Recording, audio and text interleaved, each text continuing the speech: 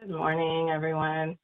On behalf of the ISO, I'd like to welcome you to the Interconnection Process Enhancements 2023 Track 3 Stakeholder Call to discuss the Track 3 Draft Final Proposal, which was posted last week on January 9th. My name is Elena Kopolov-Alford, representing ISO Stakeholder Affairs, and I'll be facilitating the web conference today. Before we get started, just a quick reminder that the materials related to this meeting are available on the Interconnection Process Enhancements 2023 Initiative page in the Stakeholder Center. You can get there by going to kaiso.com, navigating to the Stakeholder Center at the top, and then selecting Policy Initiatives, and that'll take you to our main landing page. And from that page, you can navigate to the IPE Initiative page, and these documents will be towards the top of that page, and that's also where the recording will be once that gets posted as well. A few housekeeping reminders. This call is being recorded for informational and convenience purposes only. Any related transcription should not be reprinted without the ISO's permission. And this collaborative meeting is intended to stimulate open dialogue and engage different perspectives, but please keep your comments professional and respectful. And please try to be brief and refrain from repeating what's already been said so we can manage our time efficiently. If you need technical assistance during the meeting, please send a chat to the event producer. Today's event producer is Ahmed. To raise your hand, first make sure that you open the participant and chat panels. You'll see them on the bottom right of your screen, and then you'll be able to see the participants and anything that's written in the chat, and you can also enter your questions there. If you connected to audio through your computer or use the Call Me option, you can select the raised hand icon at the bottom of that participant panel. And if you dialed in outside of the WebEx, you can press *3 to raise your hand. And please remember to state your name and affiliation before making your comment or asking your question. And you can send your questions in the chat to myself or to all panelists. So our agenda for today, after this welcome and introduction, I'm going to hand it over to Robert Sparks for intra-cluster prioritization and interim deliverability. Then Bob will cover modifications to TPD allocations and the second financial security posting for Cluster 14 Parks projects. Then we're going to take a lunch break, and Danielle will cover long lead time resources and our next steps from here. So our objective today is to answer questions and respond to stakeholder feedback on the draft final proposal. The proposal that we posted last week was some clarifying details, and we want to have this meeting to kind of get through anything that needs additional clarifications. There haven't been major changes, and we're not anticipating major changes from here going into the final proposal. Here, I'm going to hand it over to Robert Sparks for intra-cluster prioritization.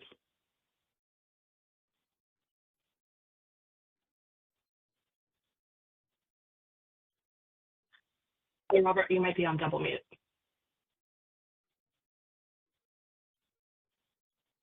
WebEx muted me.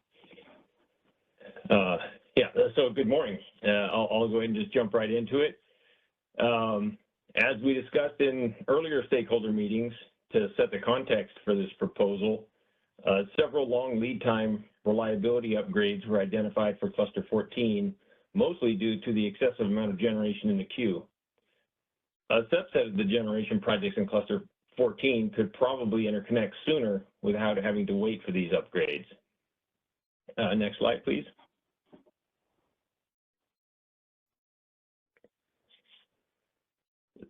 So the ISO proposed an allocation process to allow generators within the same cluster to interconnect up to an amount that would not trigger the need for required long lead time upgrades.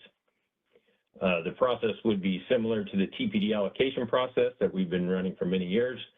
And there has been general support for the proposal, although there has been some fine-tuning to address stakeholder comments. Next slide, please.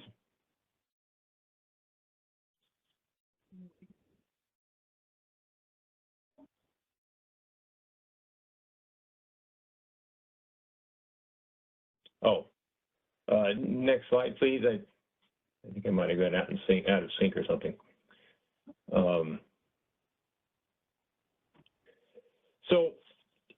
proposal is that all reliability network upgrades with an estimated time to construct of at least 4 years and that are delaying the in-service date of generation by more than 2 years would be considered in this process. Some stakeholders have proposed that we consider practically all of the RNUs. However, the ISO needs to keep the process manageable and focus on the long lead time upgrades with a major impact.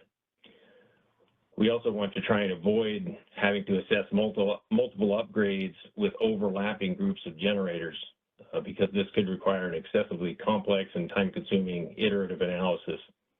And so we've sort of compromised on this threshold. We did reduce it from what we had before. We had 5 years and 5-year time to construct and a 3-year delay. We did move that down to 4 years and 2 years. Next slide, please.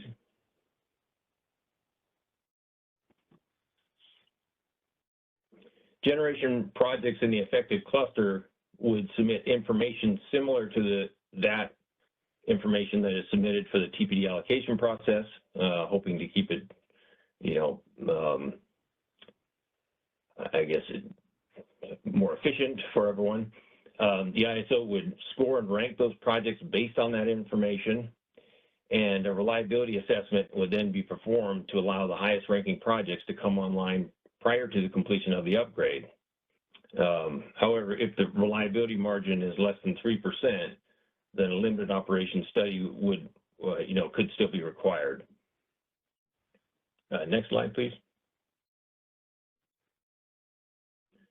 So this table shows basically the same scoring data that is proposed for the TPD allocation process. However, for this process, this intercluster priority process, an additional column has been added so that we can include in the scoring data, basically the deliverability information based on the TPD allocation status and associated deliverability network upgrade status. And for the intercluster priority, the highest sum of the scores from each of the 4 columns would establish the priority. It's slightly different, but in terms of the information, the same, but the math will be a little bit different. And then tie scores would be broken based on the short circuit duty contribution, the flow impact, or the megawatt size, depending on the problem that's driving the need for the upgrade. Next slide, please.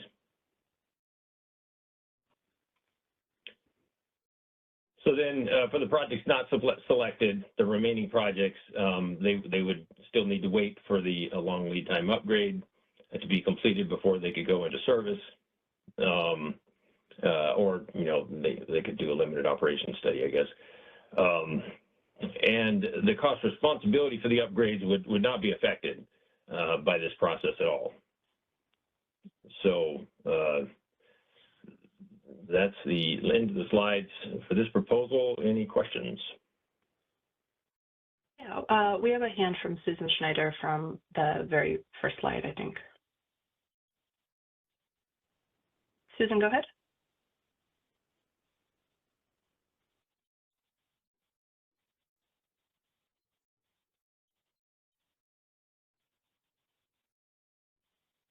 Susan, we're not hearing you. You might have maybe another mute button.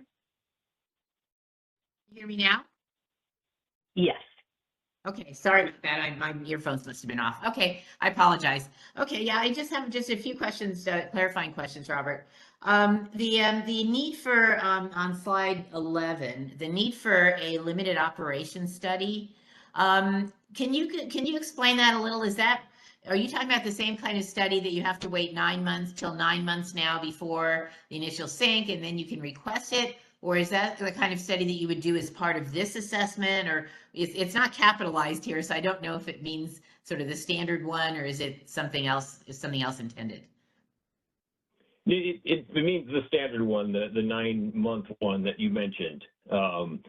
But if there's more than 3% margin, you don't need the limited operation study. It just, as you get closer to the the cliff, if you will. The concern, as we mentioned in the paper, and we got reinforcing comments from the PTOs, or actually, I think they were the original comments. There are Rule 21 projects, other processes going on that aren't synced up to the cluster study process, and so then we don't want to go over the cliff, if you will. And so when we get close to the cliff, we have to be cautious, and so then a limited operation study would be needed. Okay, so does that mean that when a project, if they are awarded this headroom, when they get to within 9 months of the initial sync, they would have to request this study, and it's still possible at that point that they might have to wait for the original upgrade to be completed, maybe a few years later? For the projects where there was less than 3% margin, yes. For the projects where there was more than 3% margin, no. Okay, I think there'll be, well, we'll put it in comments, but I think that will limit for projects where there is less than 3%. I'm not sure how many people would take the risk knowing that they still could be stuck waiting for the original one. So we'll put that in comments though. And then another clarifying question, when you have on the scoring rubric, if you could go to the slide 12, where you have the tiebreakers being short circuit impact, flow impact, or megawatt size. When you say megawatt size, do you mean the biggest ones get to go get higher ranked, or the smaller ones get to be higher ranked?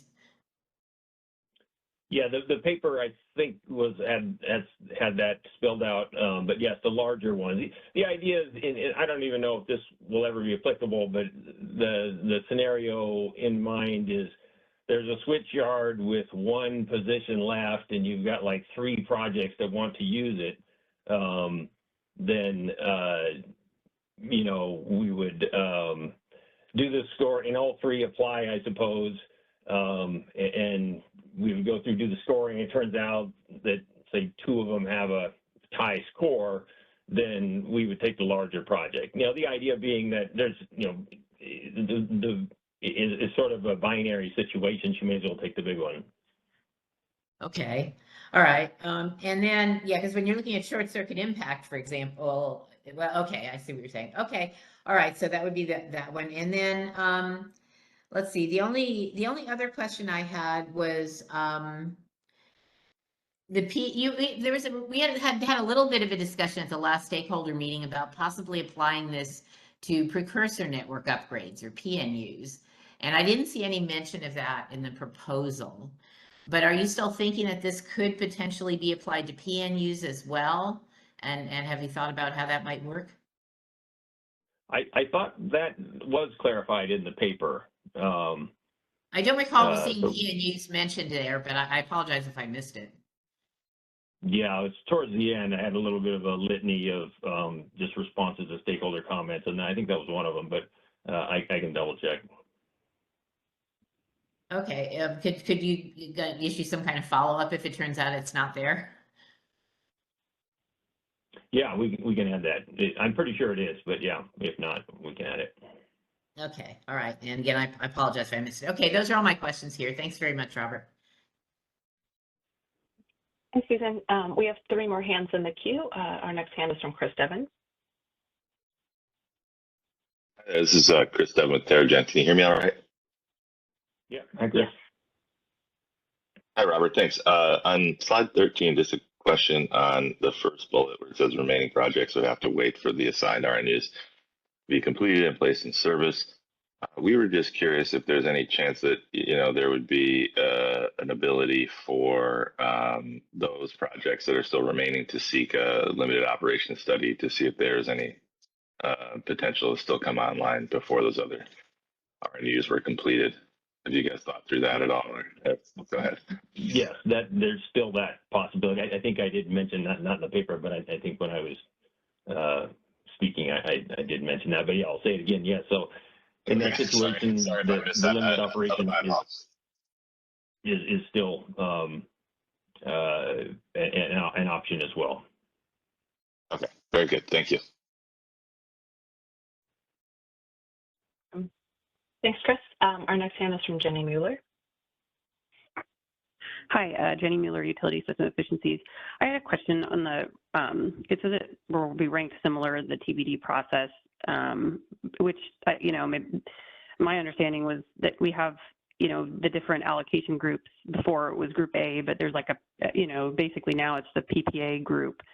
And within that, once they start, when you go to start allocating TBD, you look at the cluster groupings first. So for example, you would start with Group A projects or PPA projects first. You would look within cluster 14 at this points table, and you would allocate cluster 14, let's say first, based on their points.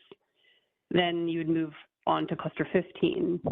And then once all of that was exhausted, you would move into Group B, which was formerly, you know, projects that were shortlisted. With this, is it a similar priority? And it says rank similar to TPD process, or is it just this table and these points, and there's no care taken with the individual clusters first, like ranking of clusters? Yeah, so this is Bob. Could I speak up just quickly, Jenny, just to clarify, within the TPD allocation process, when we get into scoring, we don't give different priorities to different clusters. It's strictly based on the scores that the projects get. So, you know, it doesn't matter what cluster group you've been studied in when you get into the scoring process. Just want to make sure that's clear. Yeah, okay. Thank you, Bob. That's good to clear up any bad information. Yeah, good. Okay. But did you want to revise your question? I can still answer, Jenny. Okay. Yeah, I just was curious. Do you look at PPA group first, you know, versus? So the short answer is no. And as it says here on the slide, you know, I guess I can back up a little bit. When we're saying it's similar to the TPD allocation process, the idea is the information that you need to submit is similar in terms of, like you said, all these categories in the first three columns are the same information that you would be providing for the TPD allocation process. We did add the fourth column, but that's, you know, kind of an outcome, if you will, of the TPD allocation process. So that's where the similarities stop. Then, as it says here, you know, basically we're just adding up the scores. It is simplified a bit, so we would take, like, from the first column, we would take the score from the first column, the score from the second column, and so on, and then just add up those four scores, and then that would be used to rank the projects, which is different than the TPD allocation process. But Bob can jump in and tell us everything we need to know about that. But so anyway, did that answer your question? Okay, yeah, thanks, Robert. Thanks, Jenny. We have 4 more hands in queue. We're going to go to Nritya as the next hand.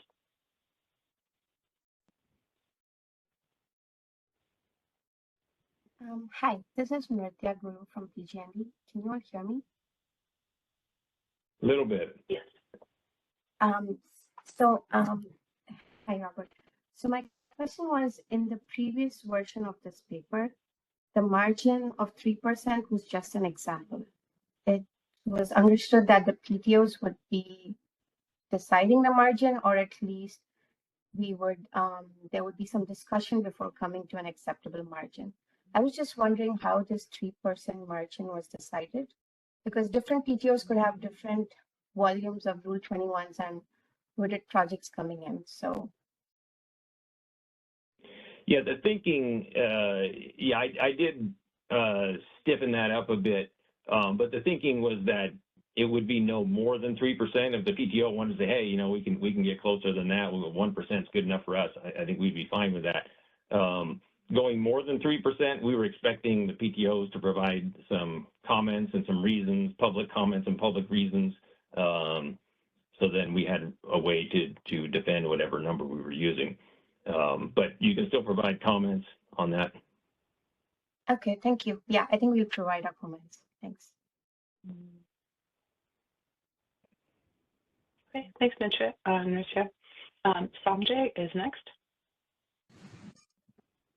Hi, good morning, Robert. This is Sanjay Zhu from Collis on behalf of California Association. Good morning. Clarifying question on the 3%. So 3% is when you start the allocation process for a particular RNU, or it is during the study allocation process, like you have totally 10% margin. Then after you allocate to first three, the fourth one fall into that 3%. So which way are you counting this 3%? Yeah, at least the thinking in my mind, and the PTOs are going to do this, but thinking in my mind is they would add, and they may argue with it, it's not quite this simple, but they would add one project at a time. And, the first, you've got, like in your example, you have 10% margins, you had one project, two projects, three projects, and then you get to three projects, and now you're down to, I don't know, like 2.9% margin. So now, so then the projects you've added up until hitting the 3% margin threshold, they are all, not going to be required to have a limited operation study. The project where there's 2.9% margin, once they're added, they're going to need to do a limited operation study. So you will provide this information when you give out the allocation. At the moment they receive allocation, they know if they fall into that 3% or not. The PTOs are pretty good about providing a lot of good information about that. They're going to do the study, and they're going to draft up a report, and we'll work with them on publishing some information report, with a reasonable amount of information. Okay, thank you.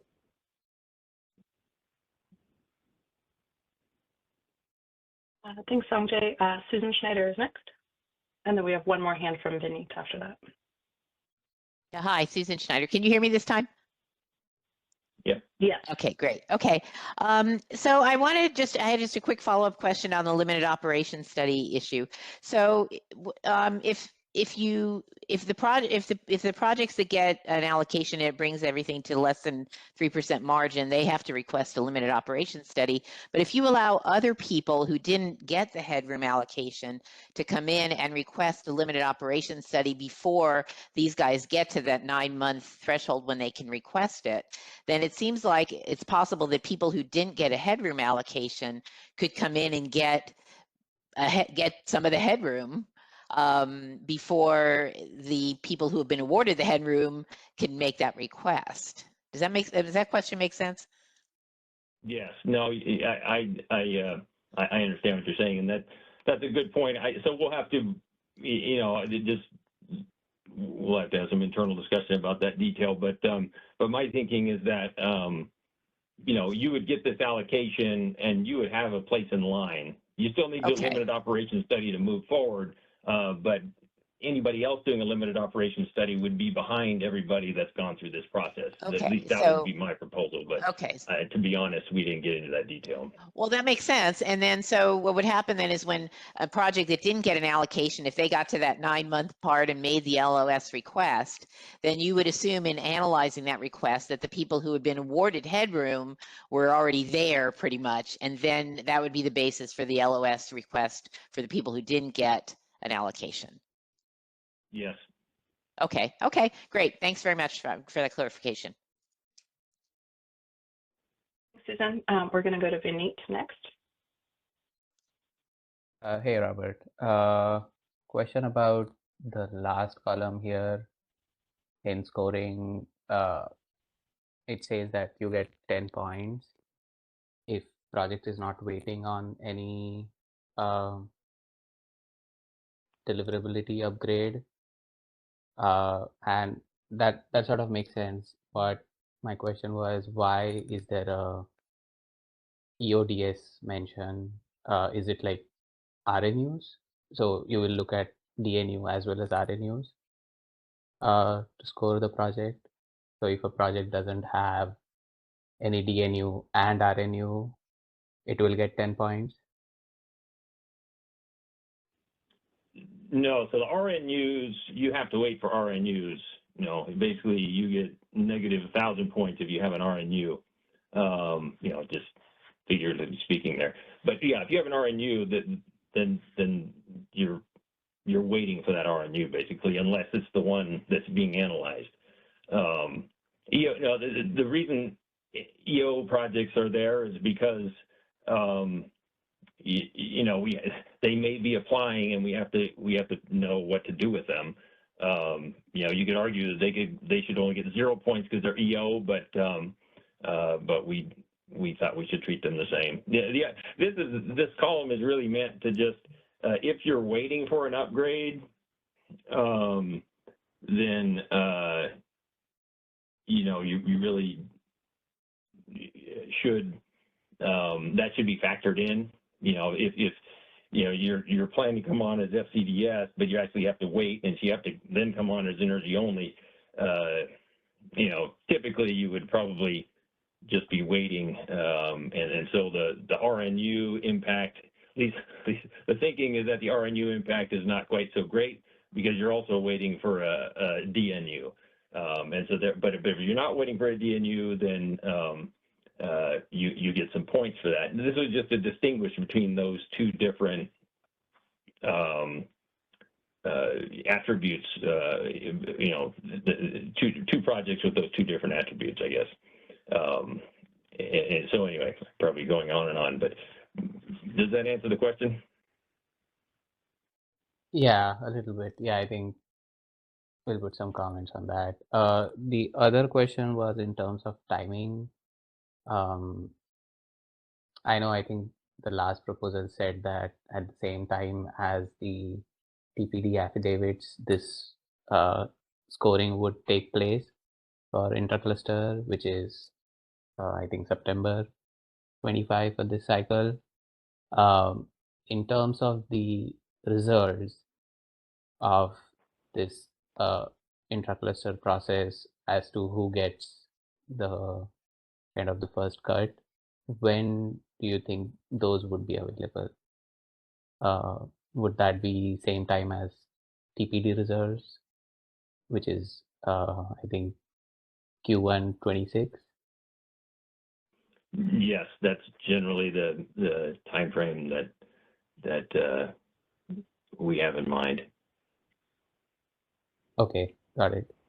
And in terms of the study itself, is there a deposit that interconnection customer need to front? Yes, that's in the paper. Going off memory, I think it was 50,000. Okay. Kind of based on, I forget what that was based on. But essentially it's 50,000. Is what's in the paper. In the end, you would just pay. Anyway, the paper touches on that. Okay, thank you. Thank you, Vinny. We have a hand from Mark, and then Susan and Nutya after that.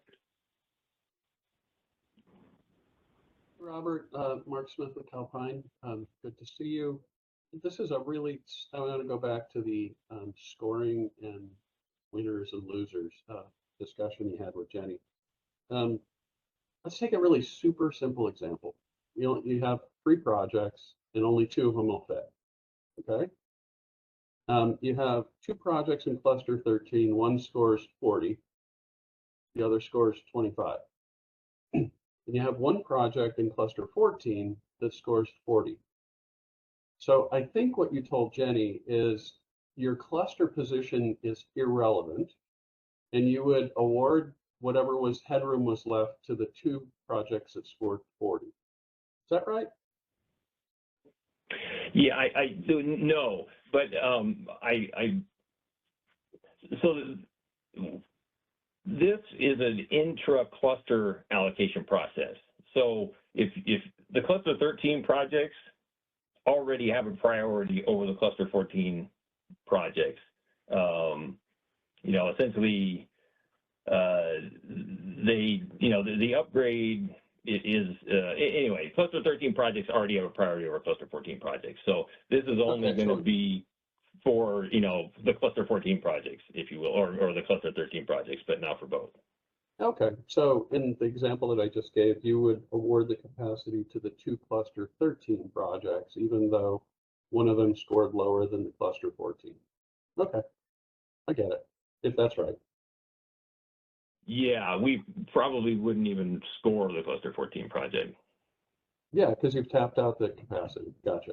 Okay. Thanks, Robert. Well, they wouldn't be. Yeah, they wouldn't be. Yeah, well, yeah. Anyway,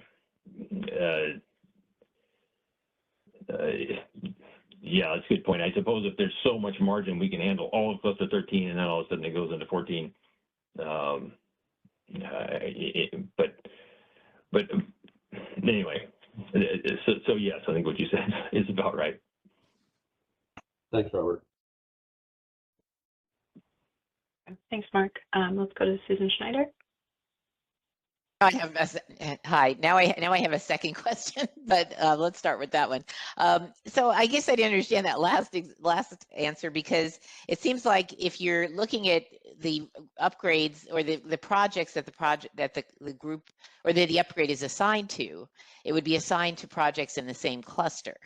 And I think that was the original intent. So if it was assigned to cluster 13, I guess so is that the PNU question? So for cluster 14, it would have been a PNU, or perhaps a PNU or a CANU or something for the cluster 14 project.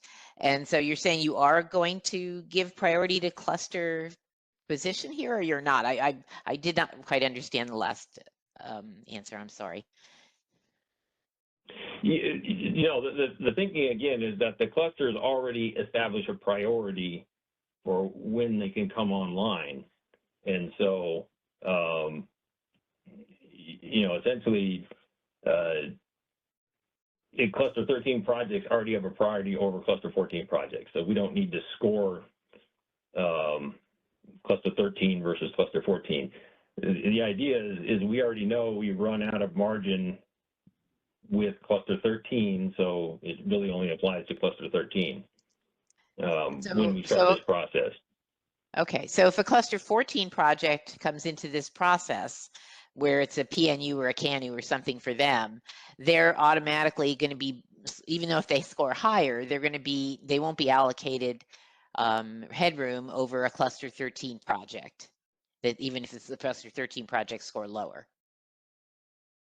That's right. The cluster 13 projects have priority over cluster 14. Okay, in this process. Okay, all right. Yeah, I mean, that, again, okay, I'm just trying to understand the proposal, so yeah, it's fine. Yeah, well, okay.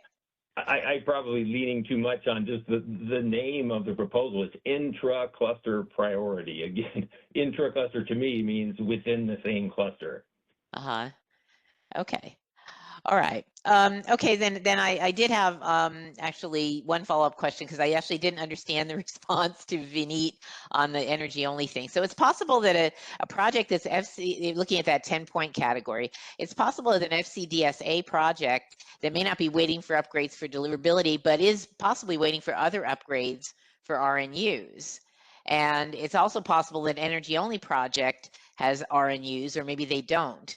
So I was just trying to understand, it seemed like energy only projects belonged here along with the FCDSA projects that are not waiting for upgrades, because obviously energy only projects are not waiting for any delivery upgrades at all. And then, but somehow if they have an RNU that they're also waiting for, even though it's a shorter duration RNU, they're not qualified to get the 10 points. I really didn't understand the response before, so I apologize. But would you mind clarifying that? Well, when it comes to RNUs, the EODS projects and the FCDSA projects are treated the same. First of all, if there's an RNU that is, there has to be at least 2 years of delay here. Delay, essentially, relative to any other RNU.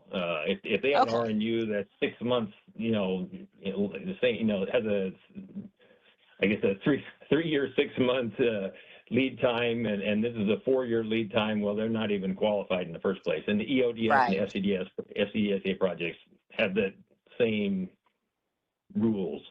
Okay. So the EODS projects, just because they have other RNUs, that doesn't disqualify them from being in this category here. as long as the other RNUs are not in the way of, that 2 year, they're not, they can really be accelerated by 2 years, basically, if they get rid of this RNU. That's kind of what you're going for. Yes. Right? Yes. Okay. Yes. Okay. And so either of these FCDSA or energy only projects, if they're in that situation. Now, energy only projects that are waiting for an RNU, they don't qualify for that. Yeah, let's say they didn't quite get to the, well, never mind. Okay, I'm going to leave that alone. So thank you. That was a helpful clarification, and I appreciate it. Thank you. I'm done for now. Thank you, Susan. Okay, we have one last hand right now. It's from Nritya. Hi. Going back to Vinny's question about when this process is taking place. So from what you said, my understanding is that it starts in September 2025, and the reports are due in Q1 of 2026. Is that correct? Well, that is, I think, the assumption there is that's the timeline for the TPD allocation process. Bob Emmer can confirm or deny that. And all I'm saying is that the expectation is this process will kind of run in parallel with the TPD allocation process.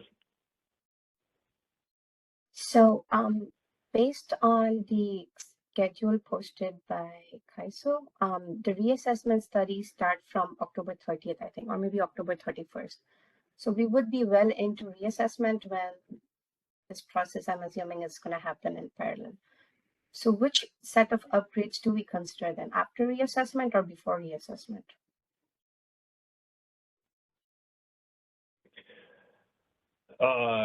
Well, it would be before. I mean, it would, like you said, it would start in September. And actually, now I'm trying to think. The reassessment, the cluster study doesn't start until June, and then it takes 5 months. So we're talking November, and then I think there's 60 days after that. So I don't think the restudy starts until 2026. No, the cluster study report is due on 29th October. Okay. This is based on the timeline that CAISO posted. So I'm going just by that. So I was off by a couple of days. Yeah, but the reassessment is supposed to start the very next day, actually. It's supposed to start on 30th October 2025. Not the study. I mean, we need to know they need to provide information. I think there's at least a 60-day. There's not enough time between, but there's at least 60 days. I completely agree with you, Robert. It's something I've brought up, but based on the timeline, the restudy or reassessment is supposed to start on 30th October 2025. And the report is due on 30th April 2026. So I'm just trying to figure out where this process is going to sit between all these studies. Well, I think that's wrong, but I could be wrong as well. Again, because that doesn't make any sense. How could you possibly start a restudy without giving the generators time to look at the study they just received and figure out whether they're in or out? That makes absolutely no sense. So based on that logic, I don't think what you're saying is correct. And if you're looking at some document, then that document must not be correct. So then assuming that there is more time and the restudy doesn't really start until more like the beginning of 2026, then that would leave a window of time for this process to work through. I completely agree with you that the restudy shouldn't start the very next day after cluster study, but that's what the timeline posted by CAISO has. So if this means that you're going to go ahead and look at that timeline and see if you can revise that, yeah, that'll be great. That'll be great to hear. Thank you. We'll be providing our comments. Okay. This is Bob Emmer. I don't have the schedule up right in front of me yet, but yeah, even though it shows it's starting, the study doesn't actually start day one. There's a process that goes on, and we even are anticipating allowing projects to make modifications in a very short window before the reassessment starts.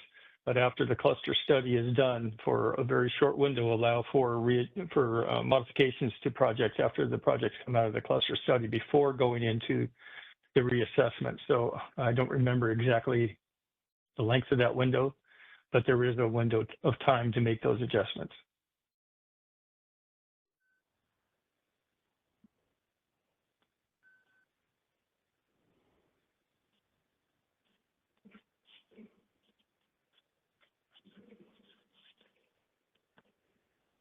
Any more questions? That was the last question. I did see Nurta's hand go down and back up. Nurta, do you have something to add? Yeah, according to the timeline, the time for the customers to provide their 5% cost for the commercial readiness deposit and the site control demonstration, it shows it's within 20 calendar days of the cluster study report meeting. And Bob, you're right, we wouldn't directly start the reassessment study, but we would need to start with our base case preparation. We do need to know which projects are going to be need to be studied before we do that. So this is an issue, and I have brought it up in other calls. Thank you.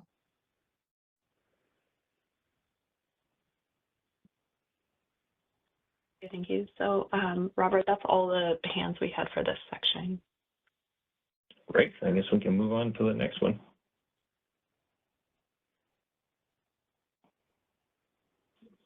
Next slide. Oh, there we go. Thank you. Yeah, so next slide, please. So again, as we discussed in the earlier stakeholder meetings, the ISO observed that when storage projects are added to the MMA process, this could allow that storage project to move ahead of generators already in the queue when interim deliverability is allocated. And so therefore, the ISO proposed a change to the interim deliverability allocation process, or just the allocation priority to try and address this issue. Next slide, please. However, many stakeholders expressed concern with changing the current priority because they have already made business decisions based on the current priority order. It was suggested that customers could support the ISO proposal as long as all the current projects were grandfathered under the existing priority. Next slide, please.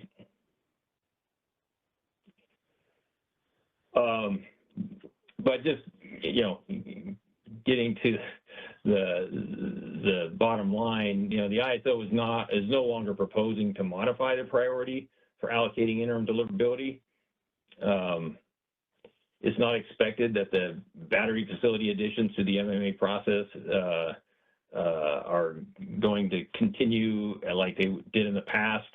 There's not going to be any batch MMA processes, and the technology is not going to cost probably not going to drop off the table like they have in the past. There's a lot of batteries in the queue already anyway, so it doesn't seem like if we don't solve the grandfathered ones, then there's really no point. And also trying to grandfather these different priorities would just add a lot of complexity. It's kind of undue complexity, and it's just an interim temporary deliverability allocation process anyway. So anyway, that's why we're not proposing to modify the interim deliverability priority any longer. And that was it. Any other questions? There is one hand from Vineet. Hey, Robert. So just to clarify, if a project, let's say in cluster 1, added a BESS through MMA, and it gets a TPD allocation, the added battery, and then later on when it goes through the interim deliverability process request, it would get allocation first. before, let's say, a cluster 2 project which did a similar thing, added a BESS via MMA. Is that correct? Yes, the BPM states that interim deliverability is allocated based on queue position. Okay. All right. Thank you. Okay, thanks, Vineet. And we have a hand from Sanjay. Hi, Robert. Follow-up question. So, like in the example, a project received allocation last year, and then all the deliverability was fully allocated. Then 5 years later, I saw approve another transmission upgrade, and some earlier project used MMA to add battery, and that battery was able to is able to grab the deliverability under the new transmission upgrade. So then the 5 years ago, those allocations, their upgrades are still not built yet. So the later projects, they wait for more upgrades than the earlier ones, but they have an earlier cluster position. So for IDS, still it's simply based on the cluster position, or you also consider how many upgrades they are waiting for? Yeah, the BPM doesn't mention anything about counting the number of upgrades.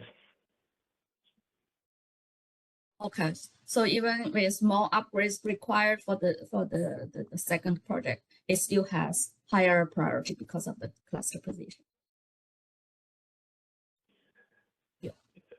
Yeah, I mean, you know, you can only, well, anyway, like, it's kind of a bloody analogy, so I won't bring that up. But essentially, yeah, I mean, you can only kill a horse with, you can shoot a horse 10 times, but the first bullet kills it. So they're both waiting for the first upgrade, so they're kind of on the level playing field just from that perspective, anyway.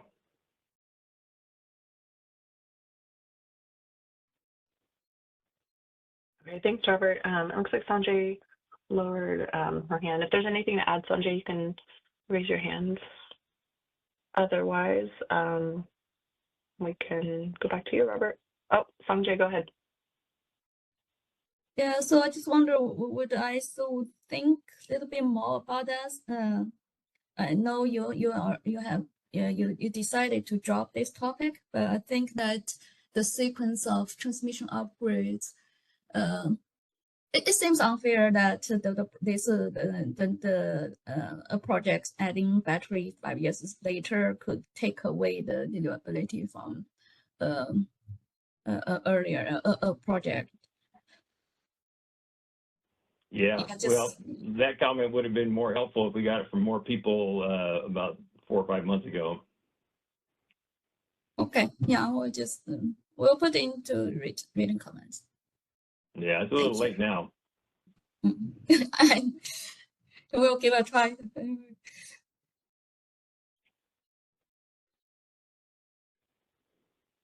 Okay, that's all the questions we had. Great, I guess. Thank you.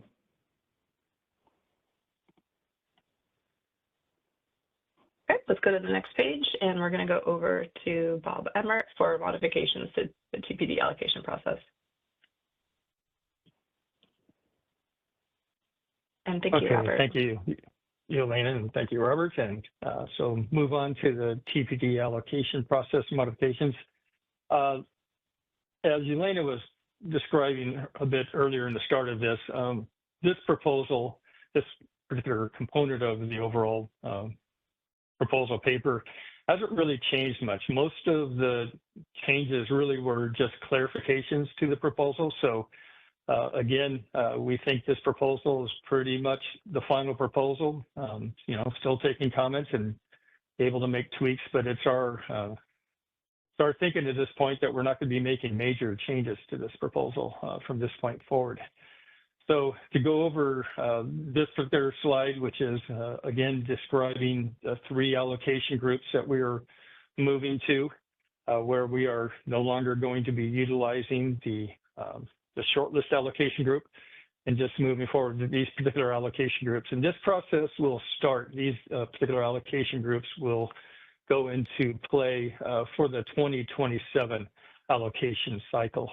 So the first allocation group is the PPA group, which is basically the same as the PPA or the Group A that we have in place currently. And then the next priority group is the commercial operation group, which is basically the same as the current Group C. There are some adjustments to the eligibility of what projects will apply for this, because this is going to be really only applying to pre-cluster 15 eligible energy-only projects that go into commercial operation. I will say that on slide 23, there is a bit of a more detail related to technology additions, but I won't get into that here. And then the third allocation group is the conditional allocation group. It is very similar to allocation group D.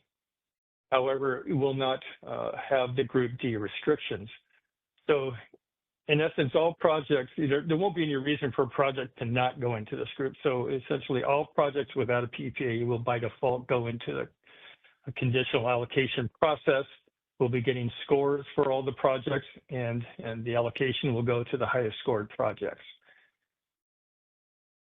And similar to Group D, the conditional allocation must be retained the following cycle.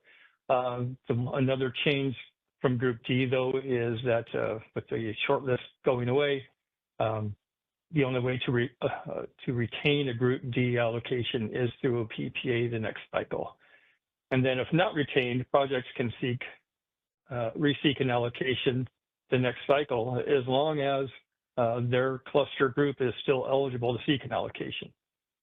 And then the last point is that the conditional allocation process will reduce the available TPD that will be used to determine the amount of capacity that will be studied in the next cluster. So why don't we take questions at this point for this particular slide? Okay, we've got 3 hands currently. Our first hand is from Susan Schneider. Hi, Susan Schneider, Phoenix Consulting. Yeah, I had a couple of clarification questions about the commercial operation group. So I see that now you have either, I'll call it either a clarification or a modification, that the pre-cluster 15 projects that are energy only can continue to ask for an allocation once they reach COD. But as I recall from our discussion and also from the paper, a technology addition, or an MMA addition basically, to one of these energy only projects that goes into commercial operation also will qualify for this group, right? Yes, and that's on slide 23, as I mentioned. So if we could hold off on that discussion until we get there, I'd appreciate it. Okay.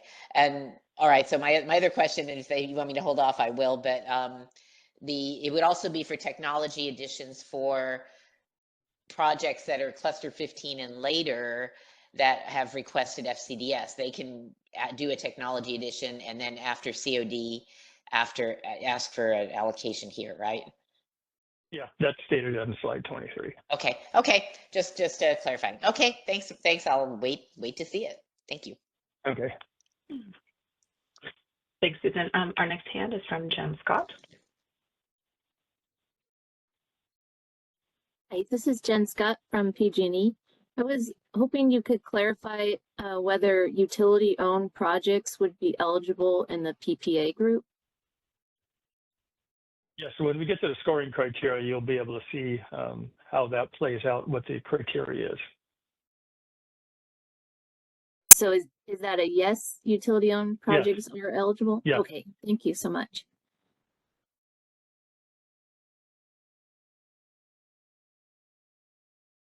Okay, thanks, Jen. Our next hand is from Chris Devon. Hey, Bob. It's Chris Devon from TerraGen. I think I'm maybe a little bit confused about the commercial operation group piece, and maybe related to what Susan was asking about, but so perhaps we can wait until we get to the later piece of it. But I'm just trying to understand what projects would be eligible for, what are these quote unquote eligible energy only projects that get into commercial operations, as related to like the concept on the next slide, on slide 20, when we're talking about projects that are not able to obtain a PPA within within the 3 different opportunities for cluster 15 and beyond, then those ones have to get withdrawn and can't be changed to energy only. So I just don't quite understand what projects would even fall into this category. Is it really only for cluster 14 and earlier projects, or sorry, I'm just maybe a little bit confused just because of my lack of understanding. Sorry. So just at a high level, anything that's pre-cluster 15, if they go into commercial operation, will be able to utilize this commercial operation group. For cluster 15 and beyond, the only projects that would be eligible would be for a technology addition to those particular projects. And we can, as I said, we can get into the details of that when we get to slide 23. Got it. Okay. Okay. No, that helps. Thank you for clarifying. Appreciate it.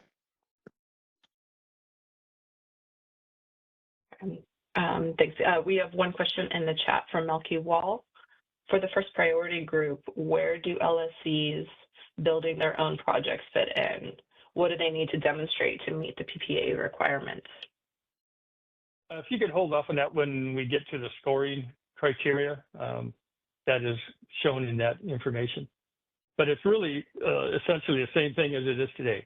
There aren't to be proposed any changes to how that process works today. So currently in allocation group A and in the future PPA group, a load serving entity that's procuring a project for its own use to meet its own RA requirements, or actually building a project to meet its own RA requirements is eligible for this. Okay, that is the last hand we have. We do have one question now from Poonam. Could you clarify which clusters are eligible in the conditional group? If not retained, projects can reseek an allocation as long as the project's cluster is eligible to seek an allocation? That particular piece of the conditional allocation group is the same for allocation group D in the new conditional group. The new conditional group will come into play for cluster 15 and beyond. And so the main difference for cluster 14 and prior for projects that are seeking an allocation through group D, they have some various restrictions associated with their projects that the conditional allocation group won't. And then the only other change is for 2025, a project that gets a group D allocation can actually retain it in 2025 only with a shortlist through the shortlist group.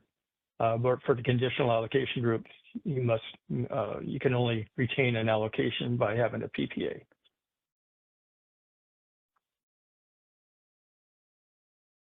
So that's the end of the questions. Let's move to the next slide. Poonam says thank you for that answer. Okay. So all of those prior changes, again, are going to begin in 2027. And at that point in time, those projects will have 3 opportunities to obtain an allocation. So each cluster will have 3 consecutive opportunities to seek an allocation, plus 1 during the facility study.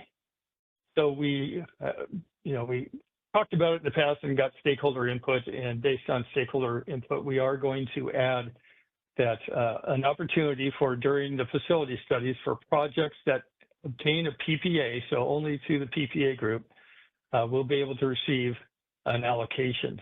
And, this would be during a time where it's prior to receiving the full and copped cost to interconnect a project comes out of the facility study. But we want to provide an opportunity for those rare cases where the projects either have no or minimal cost to interconnect. It might make sense for those projects to move forward with a PPA. So we didn't want to necessarily make projects that are in that very, enviable position of, low or no cost to have to wait another year to seek an allocation. So we are putting this additional allocation in there. And then the cluster's first opportunity to obtain an allocation in all 3 allocation groups will begin following the allocation or in the allocation cycle following the facility study reports being issued.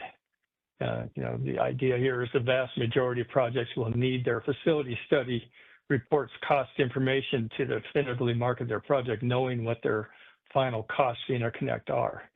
And then this last point, which Chris brought up, that projects that are not able to obtain a PPA within their 3 opportunities will be withdrawn. So in essence, there won't be any projects converting to energy only after failing to obtain an allocation. So in clusters 15 and beyond, there really won't be any energy only projects other than those that come into the interconnection process initially as energy only. And those projects, based on the tariff as it is now, are not eligible to seek an allocation, and they're not eligible to do a technology addition and seek full capacity for those technology additions. So with that, let's open this one up for questions.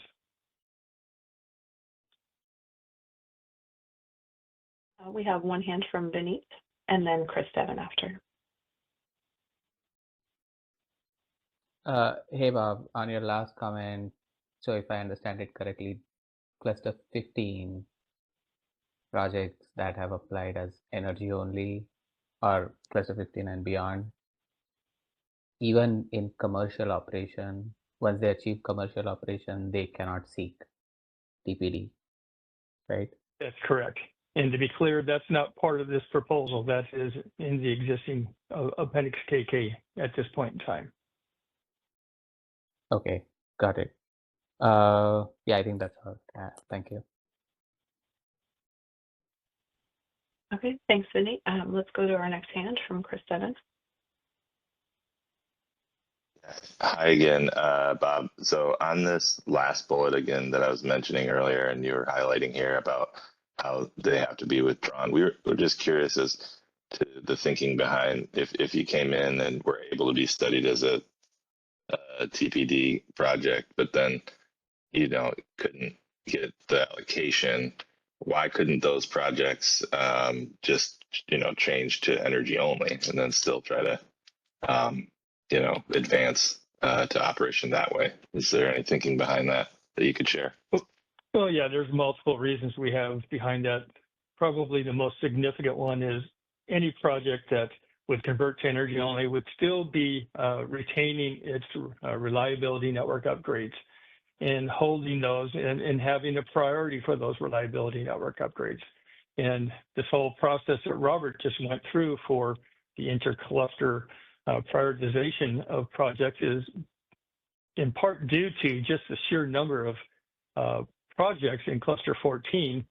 And, some of them could move forward, but due to the large number that resulted in significant number of new reliability network upgrades that became pretty long lead time upgrades, you run into this problem because part of the reasoning of that problem is because prior projects that have reliability network upgrades assigned to them are not moving forward, and earlier projects can't use those, whatever headroom is available because of earlier energy only projects sitting there. So that's one reason. Another reason is we thought it was really the best way for really the market to determine what projects really are the ones that should be getting an allocation of TPD.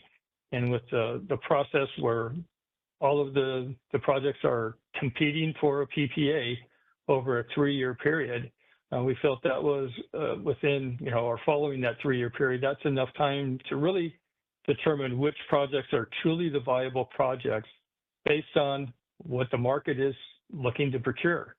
And if after 3 years it's not getting a PPA, then those projects are less likely to be moving forward.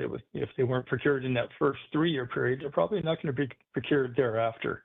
And so we didn't think it was appropriate for those projects to continue in the queue as energy only. And then I guess the final one I'll mention is, that's our current process. Projects can convert to energy only after their parking opportunities are exhausted. And since cluster 10, we've only seen one energy only project come online to get an allocation to the commercial operation group after having hundreds of projects converted to energy only. So it doesn't even seem to be a viable method for projects to actually be able to ultimately move forward. Okay. Well, that's all very helpful, Bob. I appreciate the extra color there and the thinking behind that, and just some education on my part here too. So thank you for that. Are there any other questions? Thank you. Yeah, we've got 2 more hands. We've got our next one from Marianne Quadro. Hi, Bob. Thank you so much for taking my question. This is Rayanne Quadro, Gridwell Consulting on behalf of EDF Renewables. I just wanted to get a clear explanation, and apologies if I'm misunderstanding, on the energy-only projects that can compete for deliverability. So when I emailed you yesterday about potentially submitting an interconnection request basically for only deliverability, that would be 0 megawatts of interconnection capacity, but maybe an additional 100 megawatts of TPD in an area where that was available.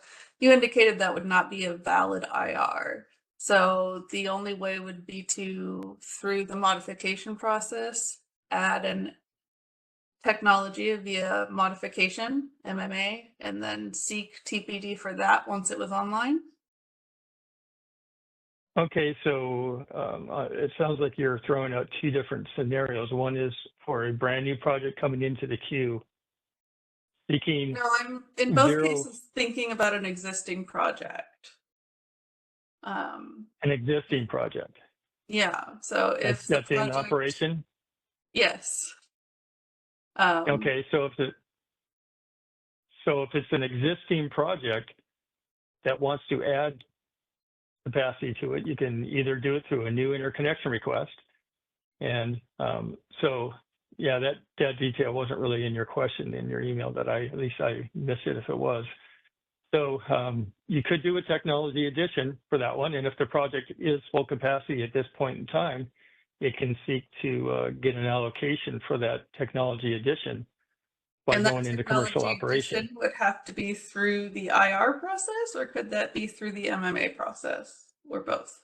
That's what I was just describing. It could be done through the MMA process. Okay. As long as you're not increasing capacity at the POI. Now, depending on the amount of deliverability you have there, if you've already got, say, 100 megawatts of capacity at your POI, and you've got 100 megawatts of deliverability for the existing project, and then you want to add another 100 megawatts, you're going to have to go to the queue to get that extra 100 megawatts of deliverability, because you're going to need that an additional amount at the POI as well for all 200 megawatts to actually be deliverable. So in other words, projects that enter the queue as energy only are prohibited from seeking TPD even once they're online. If you came through Clue Cluster 17 as energy only, you can never seek deliverability. That's in the tariff today. So yes, that's correct. Yeah, I understand. I think the reason I struggled with that is because we didn't really have a compliance effort for the FERC 2023 order. So we didn't have like these sort of stakeholder conversations to work through the details. I apologize that your type items are being sidetracked by those FERC order clarifications, but I understand now. So thank you so much. Okay. And there's a couple questions in the chat from Shane Ferber. I can read those out loud. Does this mean that energy-only project expansions can apply for TPD in a future cluster? The first question. Only pre-cluster 15 would be able to. Starting with cluster 15, an energy-only project cannot get an allocation through even through a modification process. And I think this second question is the same question, just phrased maybe differently, but let me know. Can you please explain the following sentence on page 35 related to energy-only projects? Expansions to energy-only generating facilities may receive deliverability if their interconnection requests proceed to the cluster study based on the criteria for interconnection requests seeking deliverability. So what that meaning is, in essence, energy-only projects are not able to get an allocation through any means, even through an expansion or through an expansion of the existing project. The idea is we didn't think it was appropriate for projects that bypass the scoring mechanism by choosing to go energy only, and then later on say, well, I'm going to add some additional, say, storage capability to my energy only project and seek an allocation for that. That, in essence, is bypassing the scoring mechanism. So it was really not really a FERC Order 2023 issue that got that put into paper. It was something that's already been approved by FERC through our ITRAC 2 tariff filing, that an energy-only project cannot later on seek an allocation to the commercial operation group, and it can't add capacity or modify its project in some way in order to allow it to get a TPD allocation for that modification or additions. So once energy only, always energy only, even for changes it wants to make. And so the ones that can get an allocation for pre-cluster 14 projects are those that were studied and came on as energy only, or excuse me, as full capacity delivery status.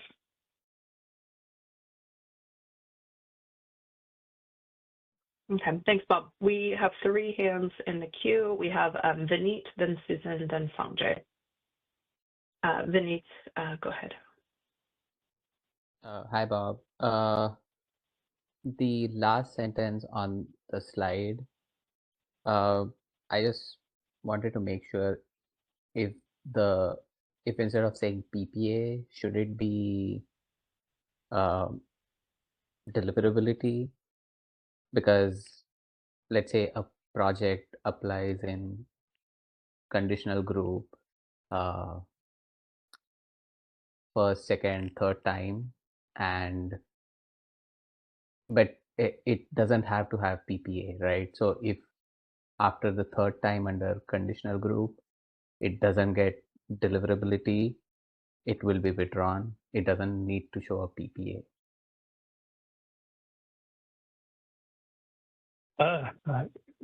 The idea is through the, I'm not sure I fully understand your question, so let me just explain this way.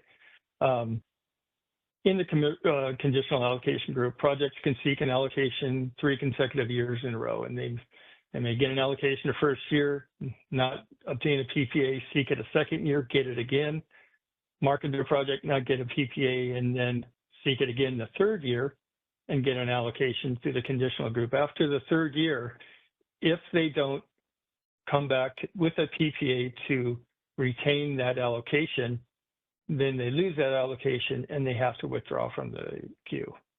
Does that answer your question? So let's say a project applies for conditional allocation for in all 3 opportunities, and let's say it gets one at the third opportunity, then the following year, which is the 4th TPD cycle, that's when it needs to show a PPA, right? That's its last opportunity to where it must show a PPA or it will be withdrawn. Okay, got it. Another question was in terms of, so let's say a project doesn't get deliverability even after applying it for 3 times.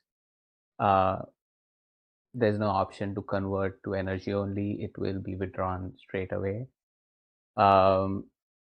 Did you think about having CVC demonstration as a means to decide whether to withdraw the project or not? Meaning, I think in ITRAC 2, there was a proposal. I don't think the tariff language is filed yet, but for cluster 15 and beyond, after their facility studies, projects have 5 years to demonstrate CVC after facility study, and if they cannot demonstrate a PPA, energy only or TPD, they will be withdrawn. And anyways, here Kaiso is talking about picking out projects after 3 years. So why not let project convert to energy only, give them 2 more years essentially, and if they can't show a PPA during that 5th year, a CVC demonstration, then kick them out. So wait additional 2 years. We did consider that proposal, and in the end decided that we didn't think it was appropriate to do that.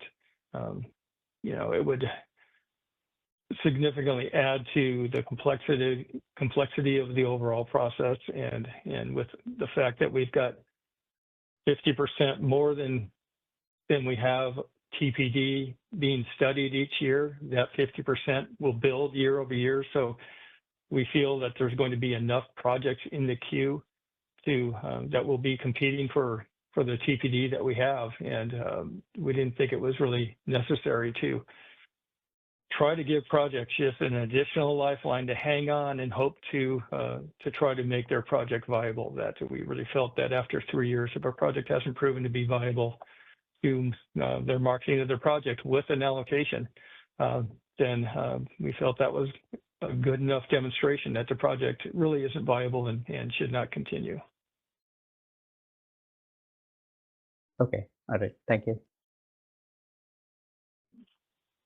Okay, thanks, Vinny. We're going to go to Susan Schneider next. Hi, Susan Schneider, Phoenix Consulting. Just a clarification. I think there was the discussion just a little while ago was a little confusing. If an energy-only project wants to make a technology addition or any addition or any expansion, and they put in a new interconnection request, because they can expand a project through a new interconnection request, even though it's an expansion of an existing project. And if they put in a new interconnection request, they request FCDS, they go through the scoring rubric, get accepted, hopefully accepted for study, hopefully get a TPD allocation. They're still allowed to do that, right? Yeah, and that's actually explicitly stated in the tariff. Right. Okay, that's what I thought. But I thought it was a little confusing, because when we talk about expanding a project, sometimes we mean technology, addition. There's something behind the meter, sometimes behind the interconnection, and sometimes people mean expand. Anyway. So as long as you submit a new interconnection request, you go through as an FCDS project, you're totally okay. You can go through that way, even though you are adding on in that manner to an existing energy-only project. Yes, in that case, it's a whole new project.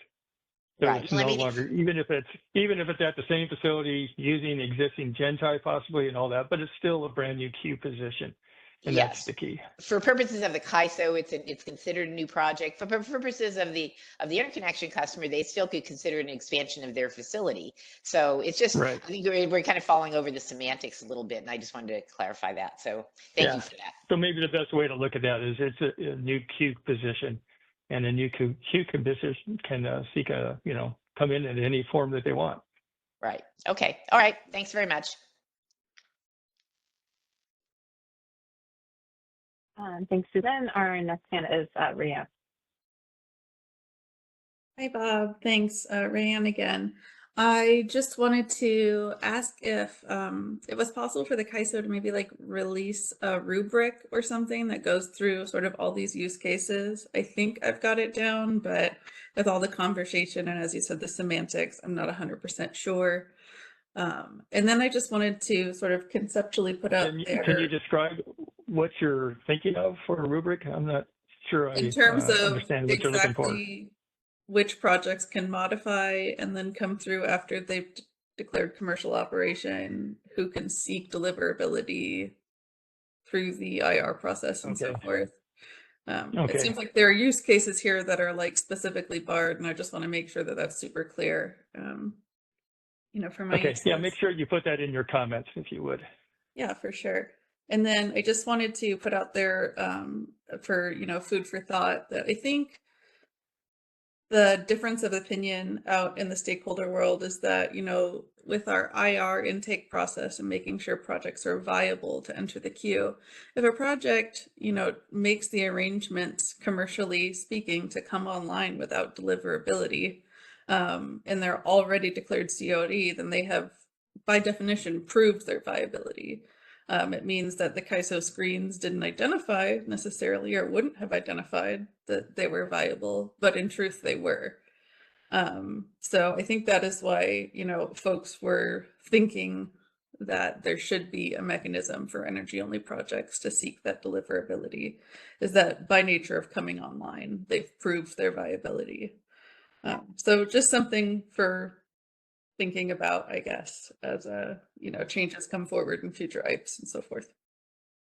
Well, I will share one of the concerns we do have is that energy-only projects, even if they go into commercial operation, if you saw a bunch of them seeking an allocation, they could actually take the TPD that's available for projects that are currently in a cluster being studied, that are, putting up significant amount of money to be studied, assuming that the amount of that 150% of the TPD available, or that 100%, is going to be available for their cluster. And if energy-only projects come in and kind of siphon off a significant amount of that, so that by the time their studies are done, the capacity is much less than what they had anticipated, some of those projects will have wasted some money being studied. So, that's part of the thinking behind it as well. I definitely didn't come prepared with timelines to sort of think through what solutions might exist for that.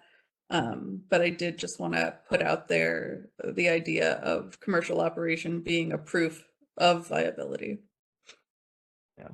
And, frankly, that's something that was approved by FERC in the Track 2, and that's really not part of the scope of Track 3 at this point. Yeah, I think we were just lacking another environment to discuss it as a stakeholder community. So appreciate your tolerance of that here. Okay. Thank you. Great, thank you, Ariane. We have no other hands for questions in the chat at this time. Okay, well, let's move on to the next slide, please. So this gets into the situation for the pre-cluster 15 projects. So for pre-cluster 15 projects in 2025, there really are no changes to the allocation process. For the allocation, the next cycle is planned to have an open window in September of 2025, and then the next cycle after that would be in 2027, because the lateness of the cycle in 2025, it just wouldn't give projects enough time to actually retain whatever allocations they get if we had a cycle in 2026. So we'll have one in 2025 and then a following one in 2027. So again, the TPD allocation process for 2025 is unchanged.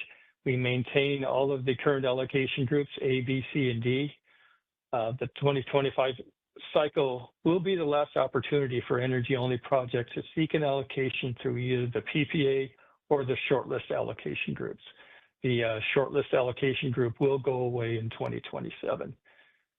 And then energy-only projects still will not be able to seek an allocation to the PPA group in 2027.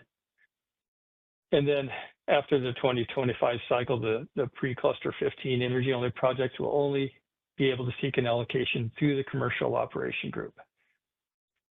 Any cluster 14 projects that receive an allocation in Group D in 2025 must retain their allocation in 2027 by showing a PPA, because the shortlist allocation group will go away in 2027. So they must have a PPA to retain a Group D allocation. And then finally, all projects that have sought an allocation through Group D will continue to be subject to the Group D allocation restrictions. So any prior clusters or projects prior to cluster 15 will still be under Group D restrictions, but those restrictions go away for cluster 15 and beyond. So let's open this one up for questions. Okay, we have one hand in queue from Susan Schneider. Yeah, hi, Bob. Have you determined for sure that there's no cluster 14 projects that will qualify for a second year of parking? Not yet. So it is a possibility. Okay, so if they have a second, okay, I'm sorry, go ahead. I didn't want to interrupt you. No, go ahead. Well, I was going to say, if there are any of those projects, would they be qualified then, since they'd be coming out of parking for the 2027 allocation? Then would they be allowed to request a Group D allocation in 2027? Yes, they would. And there is a table that's in the paper. It's maybe a bit on the Yeah, I've complicated seen that side, but table. I hate that table, but yeah, yeah, I did see that table. I found it very confusing, but I appreciate yeah, the clarification here. there's lots of footnotes there. So, but felt it was easier to describe it in a table than try to describe it in text. In I'm fact, not I sure if tried the in footnotes text help and that much, but okay, I appreciate the effort. But yeah, okay, okay. anyway, thank you for the clarification here. So there would potentially be a Group D in 2027 for that limited purpose. Yes, that is Now, correct. if they got an allocation, then would they then have to have a PPA by whatever comes after 2027? Yes. Okay, all right, thank you. That's all I have. Thank you, Steve. That was our only hand, and we have a couple questions in the chat. The first question is from Omid Asarbian. Seems to me that if an energy-only project that is COD requests TPD, they should go through the IR process along with all other projects.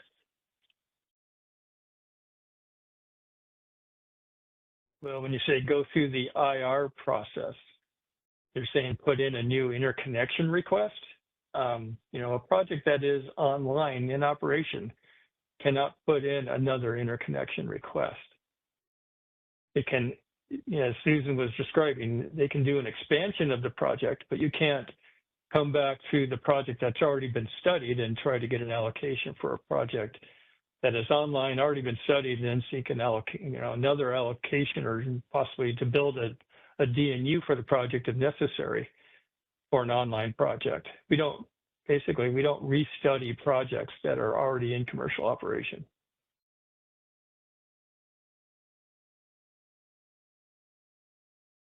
Thanks, Bob.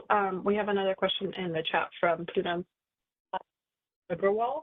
Could you explain the thinking behind maintaining Group D restrictions on pre-cluster 15 projects when it is being changed for cluster 15 and beyond for the conditional group?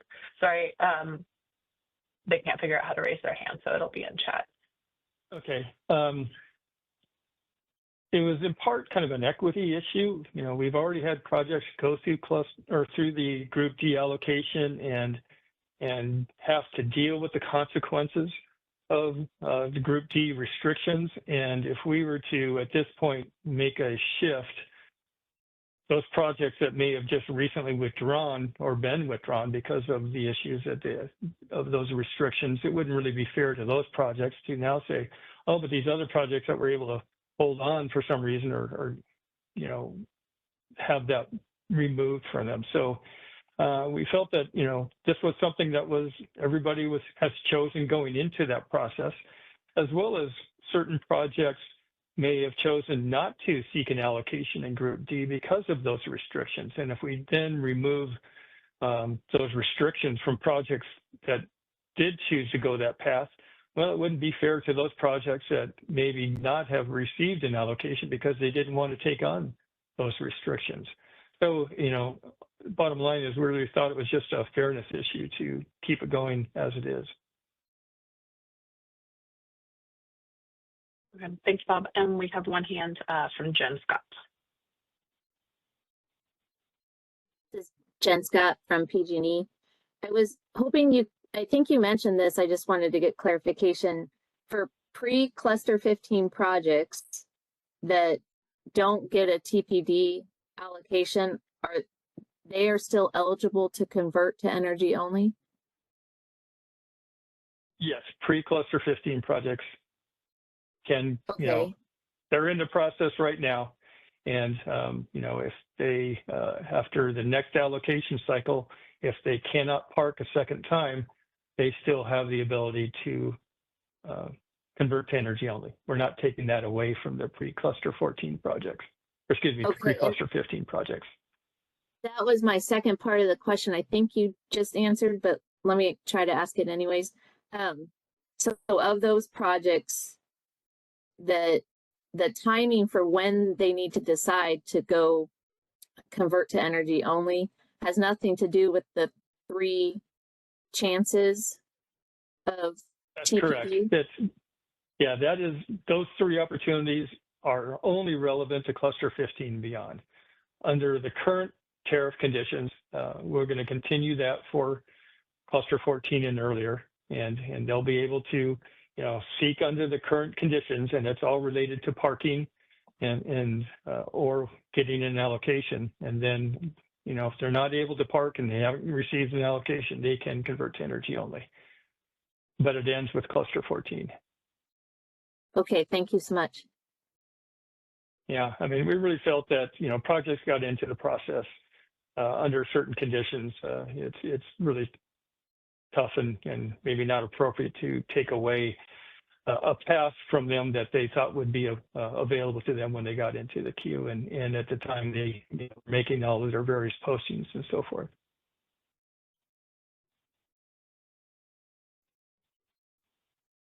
Are there any other questions? That's it for this section. Okay, let's go to the next slide. So I don't really plan on getting into the detail of this slide, which is showing the scoring criteria. This is the scoring criteria that is used within each allocation group.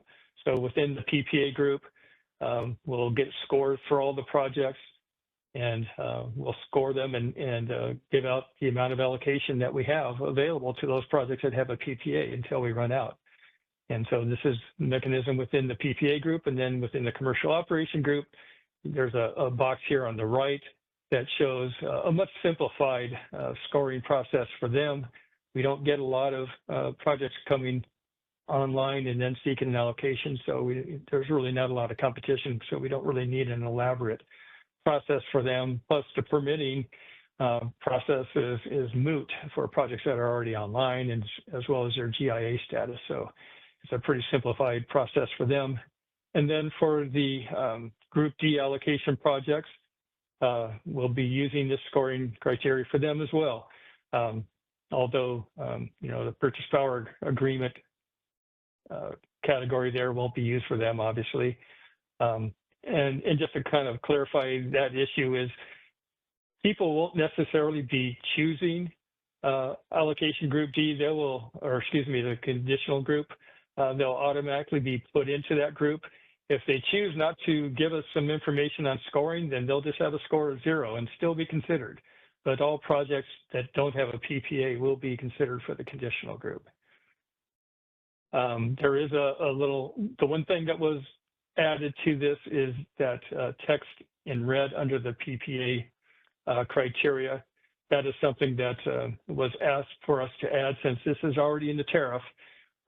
They wanted to make sure that was still an opportunity that interconnection customers that are load serving entities serving their own load that, doesn't really having a PPA for them doesn't really make sense to have a PPA with themselves. So if they're building a project to serve their own load to meet an RA need, that qualifies as well. Any questions on this one? We had one question in the chat, and it may have been right before this section, but I'm going to read it out from Jennifer Fletcher. How is studying cluster 15 and after EO projects for deliverability after achieving COD different from the process that repowering units, for example, could request new TPD allocation after deliverability was lost? Does repowering present the same risk to future clusters that new TPD will be used before cluster study process? If a repowering project has lost its TPD, they have to come into the cluster and seek to be studied as full capacity delivery status. So they're no different than any other project.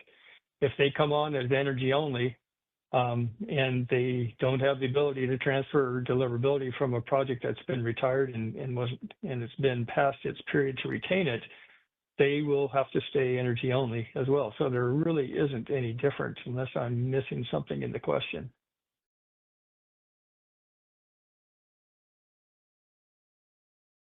Okay, thanks, Bob. And we've got two hands. We've got Grant Glazer. Thanks. This is Grant Glazer with Emanate Energy.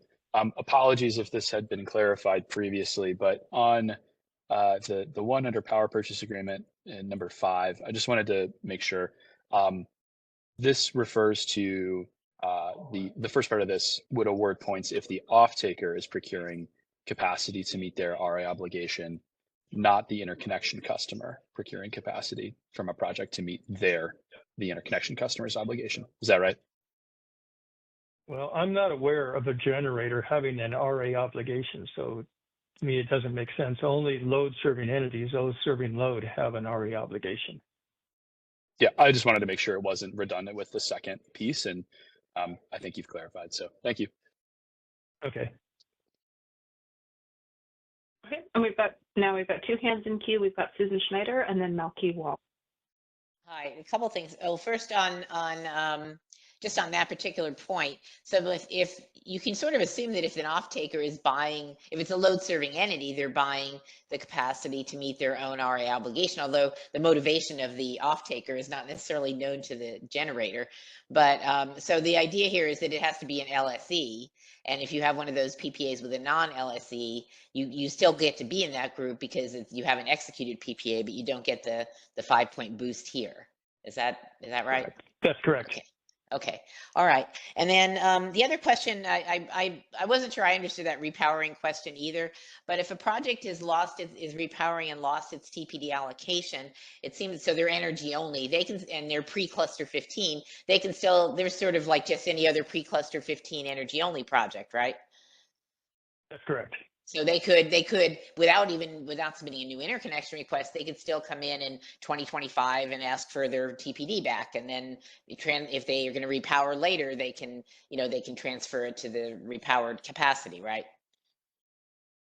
Right, if it's in cluster 14 or earlier, yes. Or earlier. Okay. All right, great. Thanks for that. That's all I had. Thanks, Susan. Our next hand is from Melky. Hi, Bob. This is Melky Wall with Energy Strategies. I have a question, and it may be that you explained this already, and I'm just having a hard time understanding because this is kind of new to me.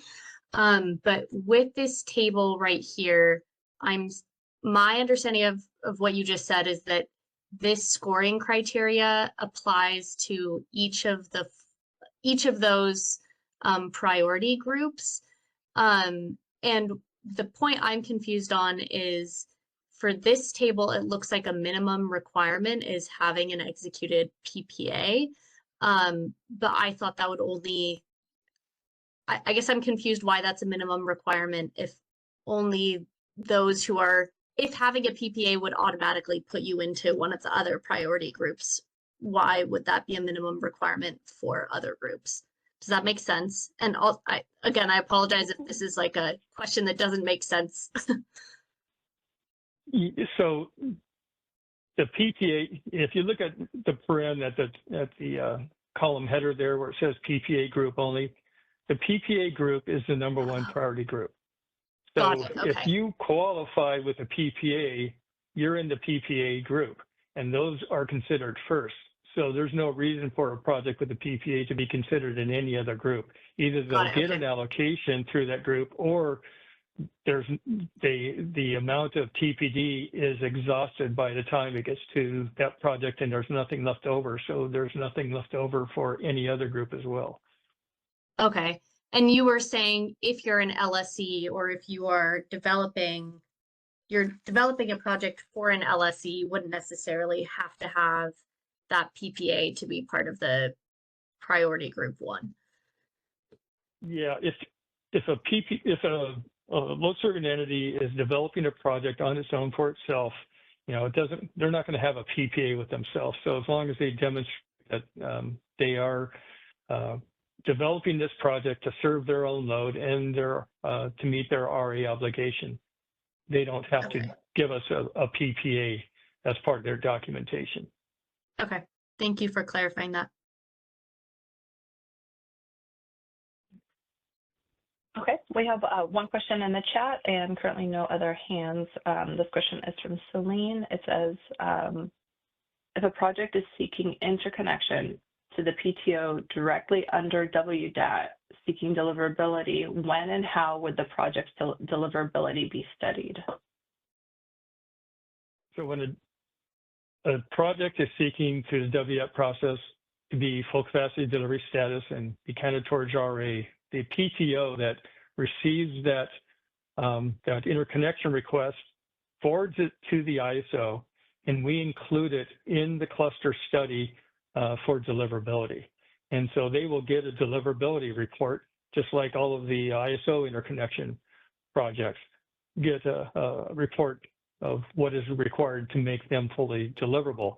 And then when it comes time to the allocation process, they will be giving their, I think they give their scoring information to PTO versus directly to us. I could be wrong. Maybe they give it directly to us, but at any rate, we will get their scoring information and they will be included in the TPD allocation process.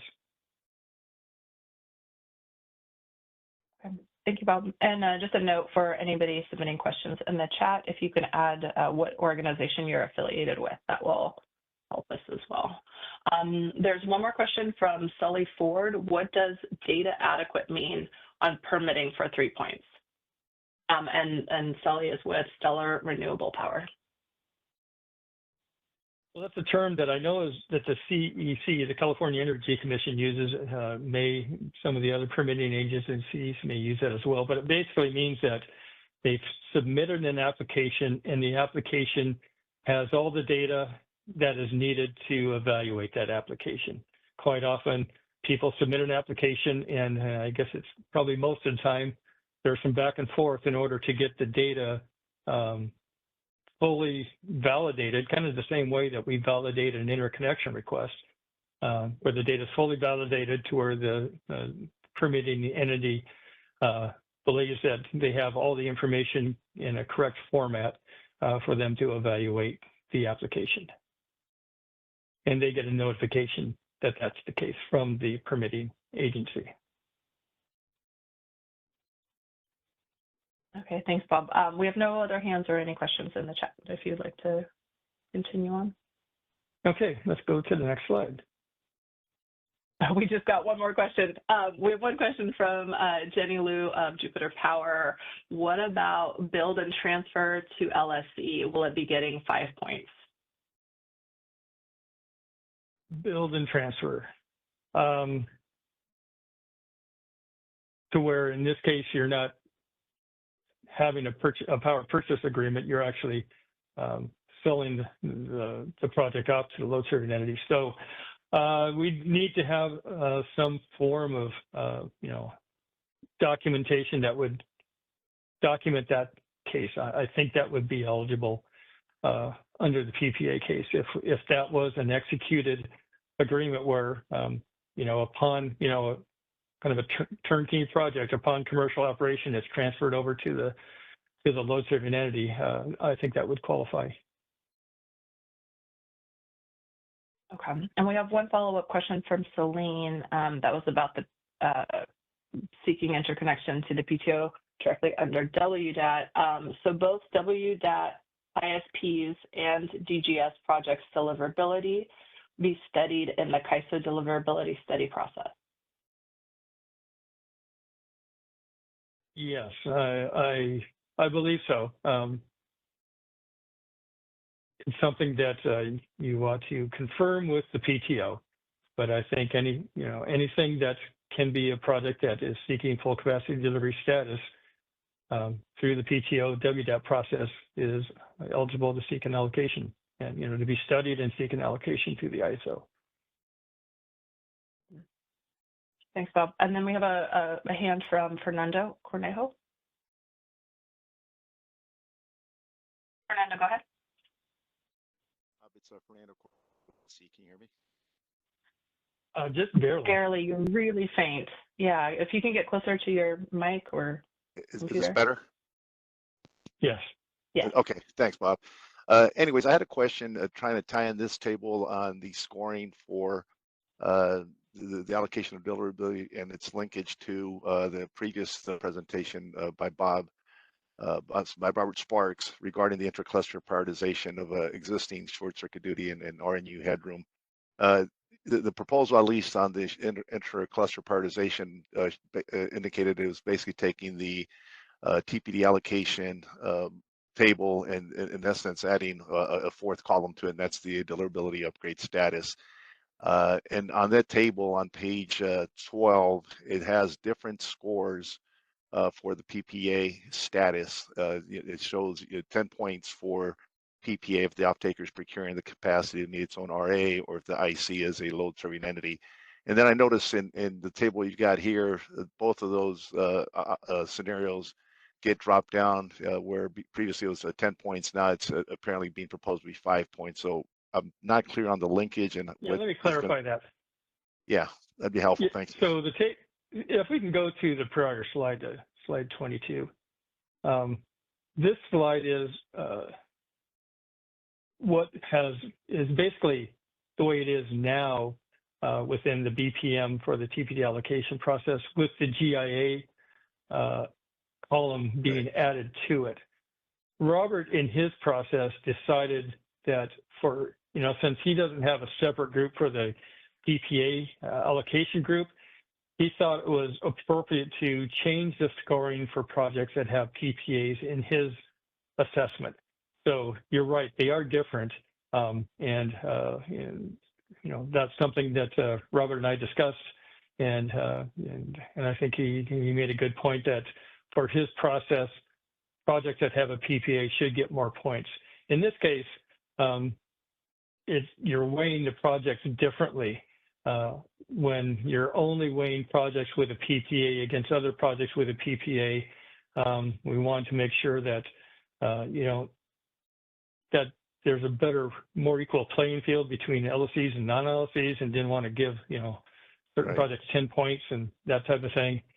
So we think it's appropriate the way it's shown here on this slide for this process, but I think it's appropriate for what Robert's doing in his prioritization process to give the PPAs or project with PPAs more points. Okay, yeah, no, I understand the parity treatment, and I think that's reasonable. I just when I was looking at the presentation that was done by Robert, it indicates here that's basically the same scoring data. And the only thing that was changing was adding the fourth column. So it's a little bit more than that. It's adding the fourth column and changing the prioritization for PPA status. Is that correct? Yeah, changing the points for the PPA status. Yes. Okay. That's correct. All right. Sounds good. Thanks, Bob. Appreciate the clarification. Yeah.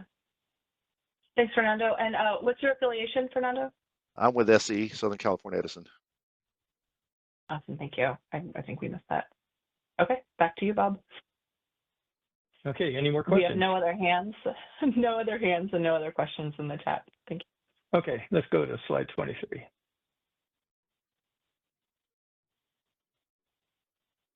So this gets into what was discussed fairly significantly before, where for the TPD allocation process for any technology additions, where projects are adding additions, technology additions, typically storage, to a project either through the MMA process for a project that's in queue, or for a post-COD project for a project that's doing a modification through their GIA. They will be added as energy only, and then those additions will only be able to seek TPD through the commercial operation group. Again, we felt that these additions shouldn't be necessarily competing with projects that are having a PPA going through the study process, and maybe reducing the amount of capacity that's available for those projects that are working to get a PPA. So only projects eligible to seek an allocation are those that are studied for full capacity delivery status, or as a merchant project have this option. And we're talking about the merchant projects under the pre-cluster 15 merchant process. So again, if you're energy only and you're adding a technology you can only seek an allocation for that if you can't seek an allocation for a project that's energy only and adding an addition to it. And then the current tariff makes energy only interconnection requests ineligible to seek an allocation even for technology additions. So just kind of reiterating that again. And this will commence after the 2025 TPD allocation cycle request window closes. So, we felt that there are projects that may be in the mode of working with an off-taker to get some additional capacity in their power purchase agreement to an addition. So we're not changing the rules for the allocation cycle in 2025. These changes will take effect in the 2027 allocation cycle. And then why don't we go to the next slide as well and finish off this portion. And then for this one, for multi-fuel projects seeking an allocation to the PPA group, we are asking them to request by specific megawatt capacity for each fuel type, and then along with that, provide the ranking for each fuel type you're seeking an allocation for. And the idea here is, if you're the last project in line and you're not able to get a full allocation, we want to have you designate to us what type of an allocation you're really looking for. What's your first priority, and do that by the type of technology you have for your project, so that we're able to give you, as close as we can give you an allocation based on what you're asking for. And then the final bullet, energy-only projects cannot remain in the queue based on a PPA that is contingent upon receiving that requires TBD. And that's something that a question on Jason Foster can speak to probably better than I can. So that's the end of this section. So let's open it up for questions for these last two slides. We had a question in the chat from Wahid Oyakani with power transitions. Would PPA help with TPD allocation under WDAT application? Yes, for WDAT seeking TPD, they're under the same requirements as any project. So if they have a PPA, they can seek an allocation to the PPA group. Thank you, Bob. And then we have one hand from Susan Schneider. Hi, Bob. Susan Schneider, Phoenix Consulting. I think PG&E had asked a question at the last stakeholder meeting about this first bullet, where it's possible that a project will have a little more complex priority list. Like, for example, they may have two PPAs, each of which has storage and solar, for example, and they may want to layer the priorities a little differently, like some of the storage, then the associated solar, then the rest of the storage and the rest of the solar, as far as the TPD allocations go.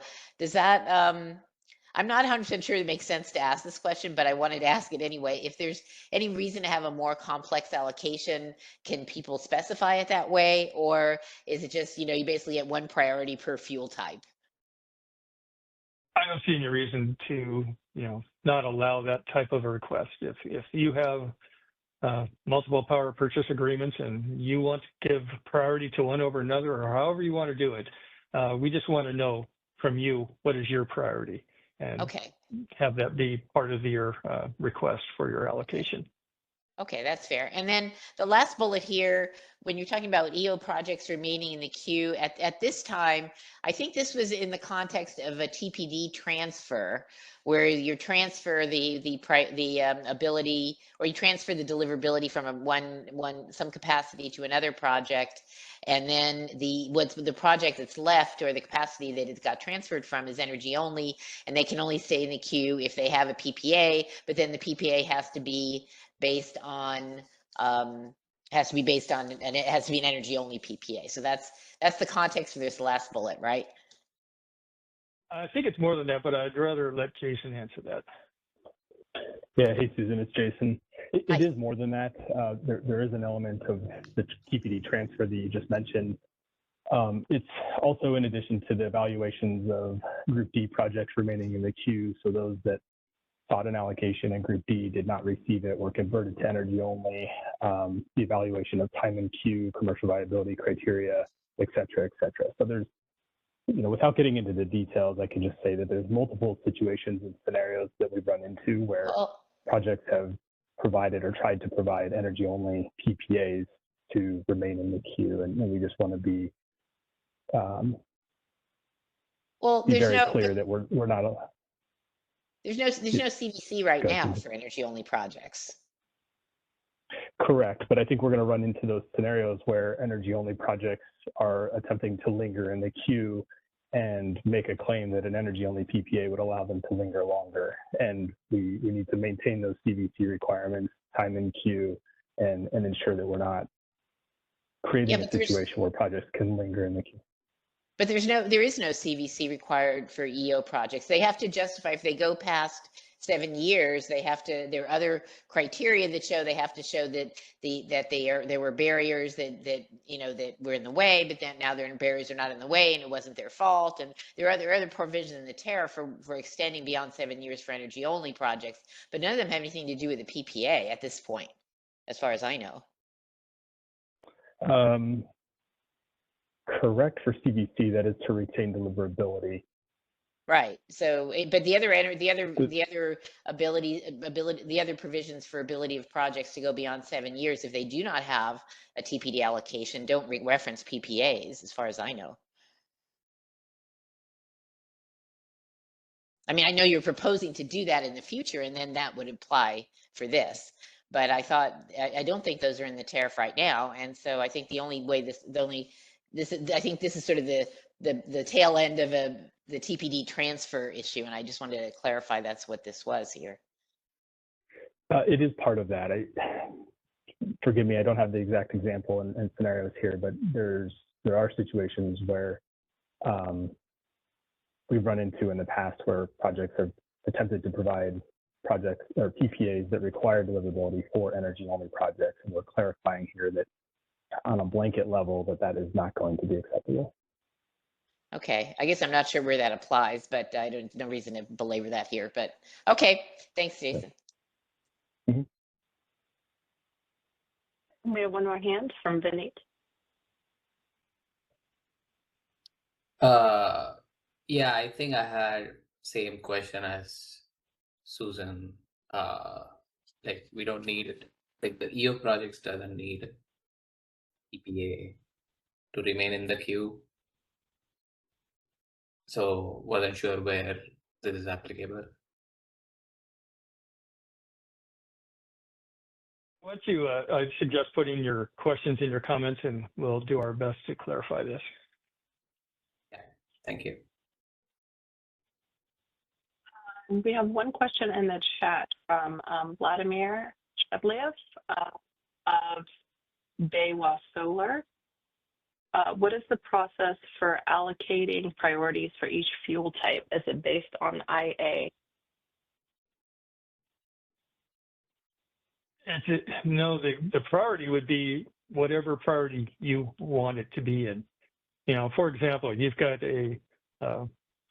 say a project's got 100 megawatts of battery and 100 megawatts of solar, and you're seeking full capacity delivery status, and you want, both the solar and the battery to get FCDS, at their appropriate levels. You may say, well, I'd rather make sure my battery gets it. If I can't get it for the entire project, I would rather have my battery selected first.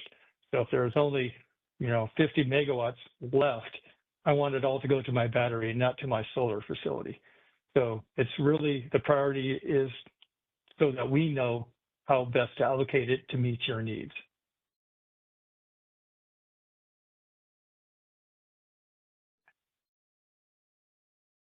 So hopefully that answers your question.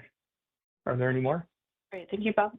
That is it for questions and chat, and Vladimir says thank you. Okay, let's go on to the next slide. Okay, so this is an item that appeared in the draft final proposal for the first time. It's something that stakeholders have been asking us to address. And frankly, we forgot to put it in the prior paper, so it's making it in the paper now. It's a pretty straightforward item, so let's move to the next slide. So this is related to projects that are in cluster 14 that are currently parked, and the fact that we have changed the schedule for the TPD allocation process, where prior to the supercluster 14 and cluster 15 kind of getting us out of sync with just having an annual process that occurs every year at the same time, when projects park, the main advantage of parking is they don't have to make their second posting under the current tariff conditions. So the second posting requirement was set up so that it was delayed by 12 months if you parked. So this process is taken into account the fact that we have changed the schedules for the TPD allocation process, primarily related to, in this case, cluster 15's work schedule. Under the existing schedule, it would have, the TPD allocation study would have started at basically the same time that cluster 15 cluster study would have started. And we just felt that it wasn't appropriate to try to do those two studies at the same time. So we felt it was best to delay delay the 2025 TPD allocation cycle until September. So since we're doing that, projects that are having to retain an allocation or even come out of parking, I guess it's for those projects that are parked that are coming out of parking. Typically, when they come out of parking, they know what the status of the next TPD allocation process is, and they can come out of parking with a particular request for an allocation, and they'll know whether they get an allocation or not before they have to make their second posting. So we're basically under this latest elongated schedule, giving cluster 14 parked projects that same opportunity to know what the results of the TPD allocation process is when they have to make, prior to them having to make their second posting. So we are moving the second posting due date for current cluster 14 park projects to May 29th, 2026. And that's roughly 60 calendar days after the TPD allocation results are published in March of 2026. And this is consistent with past schedules where the due date for the second IBES posting is approximately 60 days after the TPD results are provided. So any questions on this item?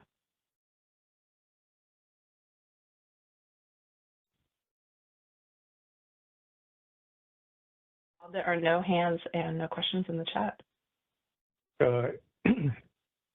As I suspected, this is making some people happy that we're doing this, so I can understand there's really no questions. So that ends my presentation for these two items, and I'll now turn it over to Danielle. We're a bit ahead schedule, but I'll let you take it from here, Danielle. Okay, thanks, Bob. Thanks, Elena. If we can go to the next slide, actually probably 2 slides ahead, we'll talk a little bit about some special considerations that we are proposing for qualifying long lead time resources.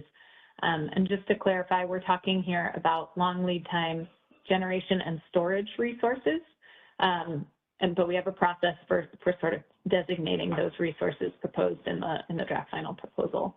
And I do want to acknowledge here too that we did talk initially about trying to make sure that we can bring this proposal to the level of detail and hopefully stakeholder support that we see in the other elements of the draft final proposal. And so we're still hoping that that is the case. We would definitely like to bring this element of the proposal to the board with the other items. And so this is the time really to hear from stakeholders about your level of support or concern with this proposal so that we can get this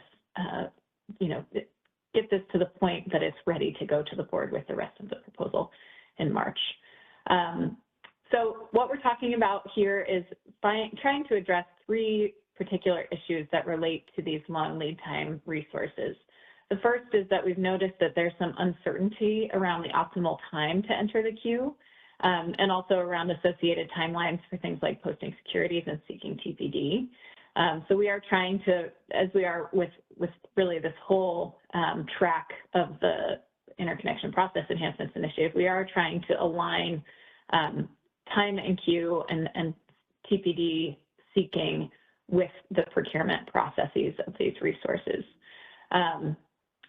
And then we're also trying to align the amount of capacity that's specified in different portfolios with the amount of TPD that's being sought by interconnection customers. And as I mentioned, kind of as part of number 1 here, we are looking at what we think will be more distant commercial milestones for some of these projects. And so we're trying to account for that in the requirements for the timeline for seeking transmission plan deliverability. So I just want to remind everyone of the current treatment of long lead time resources. First, we give certain long lead time resources points in the interconnection request scoring process. That's part of our Track 2 reforms, and we're just working through that now in terms of what resources are designated as these long lead time resources. And we also reserve transmission capacity for certain long lead time generation and storage resources. And we've had that ability as part of our tariff for quite some time. So you can take a look at that, and that the proposal outlines instances where we have held transmission capacity back for these TPD resources. Next slide, please. So the draft final proposal puts a lot more detail on the process for determining eligibility for these qualifying long lead time resources. And we really view this as being something that is targeted to certain types of long lead time generation and storage resources, but also that's flexible and can change from year to year or cycle to cycle. So the process that we've proposed is one where the ISO will provide sort of a legal standard that would use the transmission planning process, and we would specify what types of resources would qualify as long lead time. So we would specify the technology, the fuel type, the capacity, and the specific transmission zone. At that point, that would be early in the transmission planning process, and then the local regulatory authorities would have the opportunity to review the standards that we put forward and provide the ISO with a more explicit list of qualifying resources that also will be subject to stakeholder comment, since this will be in the public transmission planning process. So just to be a little more specific here, the CPUC will convey specifics in the annual decision adopting scenarios for the transmission plan, and other local regulatory authorities will have a process where they can provide that information as well if they have specifics, but they'll need to provide clear guidance of what information, or we'll need to provide them rather, of clear guidance of what information the ISO needs and by when, so that we can make sure that their needs are incorporated into the transmission plan as well. And from there, the ISO board-approved transmission plan will then include a description of the qualifying long lead time resources for each long lead time policy upgrade. So we expect this process to yield some pretty specific resource types and locations, so that there's a lot of clarity prior to the opening of the interconnection request window around what resources will have transmission plan deliverability, or will rather have transmission capacity approved and reserved for them, and also what resources could be eligible for points in that long lead time process, rather in the long lead time intake process. Next slide, please. And actually, let's go back a slide, and I think I'll pause there and see if there are any questions just on the process for determining eligibility. Danielle, we have one question, one hand from Susan Schneider. Hi, Danielle. I have a request. When I find it very confusing when the CAISO starts talking about resources that qualify versus resource types.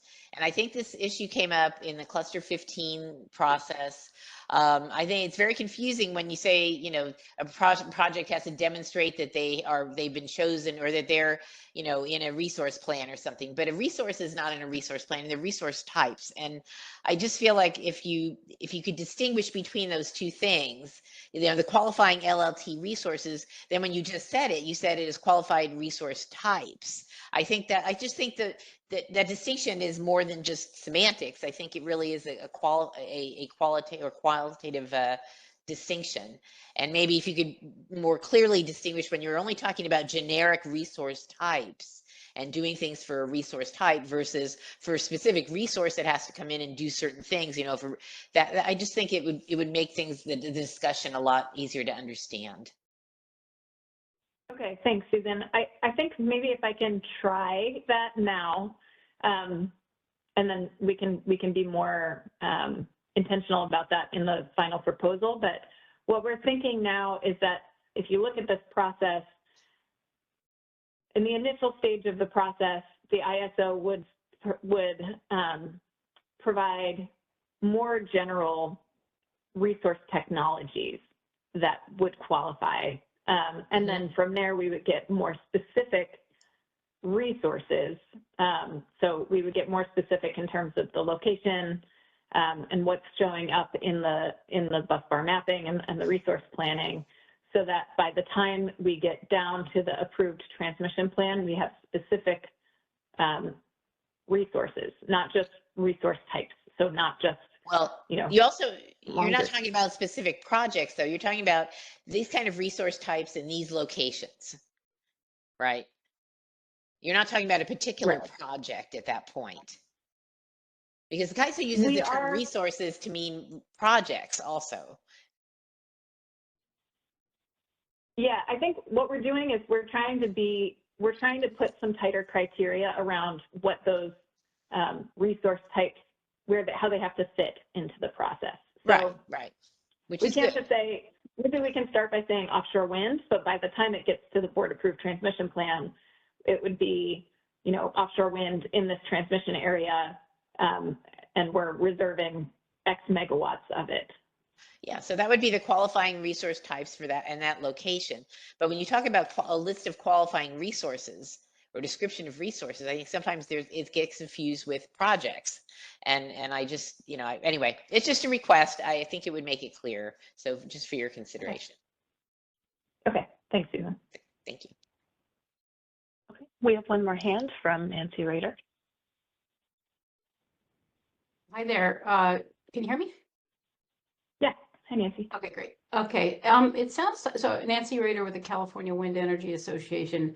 It sounds like CAISO is planning to identify the universe of possible resource types that local regulatory authorities will be constrained by. And so, if that's right, my question is, in the draft paper, most location constrained resources are listed as examples of types of location constrained resources, but onshore CAISO interconnected wind and non-advanced geothermal are not included in that list of examples. So I'm wondering what CAISO is thinking in terms of whether CAISO interconnected wind resources should be eligible, and if not, why not? So I think this is going to be, through the process that we've articulated, I think this is going to be a year-by-year decision, and it's going to take place through this process where the ISO proposes an initial list specifying what resources we view as being long lead time. And then we'll have input from the LRAs about the extent to which they need those resources and view them to be long lead time in their resource planning processes. So I think we're trying to avoid saying this specific technology is or is not a long lead time resource. We did put in the draft final proposal some kind of a general framework for the types of resources that we're talking about. But those aren't the hard and fast criteria at this point. The criteria would be developed through this process that I'm walking through. Because it sounds like, I'm still not quite clear, but it sounds like CAISO will identify the universe of a fixed universe of possible resources in a particular cycle after having received input from stakeholders. Yes, we will. Okay. And sort of back to Susan's question, you know, it's just, I'm still, I guess, unclear about how both of these terms, long lead time and location constrained, are, you know, are being defined. There aren't really very good definitions. You know, just for example, you know, one issue is the fact that wind, like other long lead time or location constrained resources, exist in very limited locations within, even within the CAISO's existing transmission system, like say Tehachapi. And another is that there may be wind resources that are in a weak area of the grid or at the weak end of the system.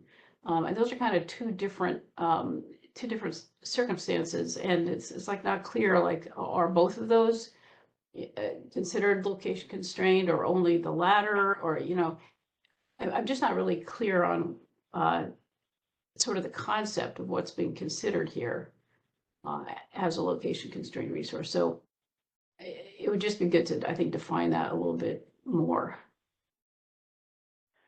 Yeah, and I want to be clear too. I think the process that we're talking about doesn't, I think as a general framework, we talk about the resources being location constrained because those are the resources that we are trying to account for, you know, and make sure to the extent that deliverability or transmission capacity is reserved for them, we want those to be the resources that fill in for that transmission capacity. But this process is really just the process where we will flush that out in our transmission planning process, and then the LRAs will have an opportunity to really hone in on the specific resources that they view as being warranted, as being worthy and necessary to have this treatment. Okay. So you sort of you don't want to define it in the policy. You want to define it in the implementation. Right. Okay. All right. Thank you. Yeah. Thanks. You can see we have a new hand from Susan Schneider. Yeah, just following in on that. I guess Nancy and I are doing a tag team thing, but the so the list of there's a list of criteria in the proposal, and I think last time it was said, well, the resources should meet one of these criteria, and then in the discussion at the stakeholder meeting, it was, well, maybe we should have said all of these criteria. So it sounds like what you're, and it's really very non-specific in this proposal. So it sounds like what you're saying is these are sort of examples of criteria that could be used by perhaps the LRAs or whatever, but you're really looking to the LRAs, the CPC and the other LRAs to come and tell you what resources should be qualified here, and you're not looking to do the specification of the resources yourself. Yeah, that's right. I did want to include those quote unquote criteria in the draft final proposal, just to be clear with stakeholders about the types of resources that we think require this type of consideration.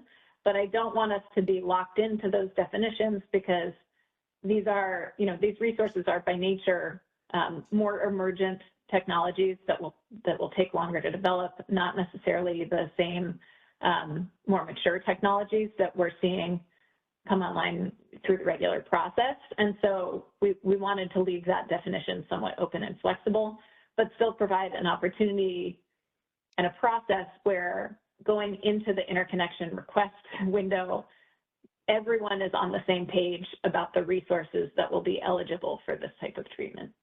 Okay, so if LRAs, the CPC and the other LRAs use different criteria to determine what they feel are long lead time resources, you're not going to tell them that you won't use those because they don't meet your criteria. You're just giving examples of what your thoughts are for this, but you're really looking for them to tell you what resources they think should qualify for this. Is that an accurate statement? Well, no, because I think the first bullet here, number one, is where we'll put forward this legal standard, at least setting some sideboards for the types of resources that will be eligible. So that could include all of the bullets on the criteria in the draft final proposal: long lead time resource technology, location constrained, dependent on policy approved transmission. And it may have additional criteria or it may have less criteria, but we want that to be something that is somewhat flexible from cluster to cluster, from year to year. Okay. So we'll put that initial kind of set of constraints forward and ask the LRAs to be specific and to help us identify the more specific areas and resources that will fit that guidance. Okay, so if number 2 here is the LRAs review the standards and they're going to provide you with a more explicit list of, say, qualifying resource types and locations based on our discussion here, but they don't necessarily, if they don't meet all the criteria that you have put out, if they still have to meet the legal standard that you've put out, or you're going to be flexible with the standard, or you just don't really, you're just going to still figuring it out.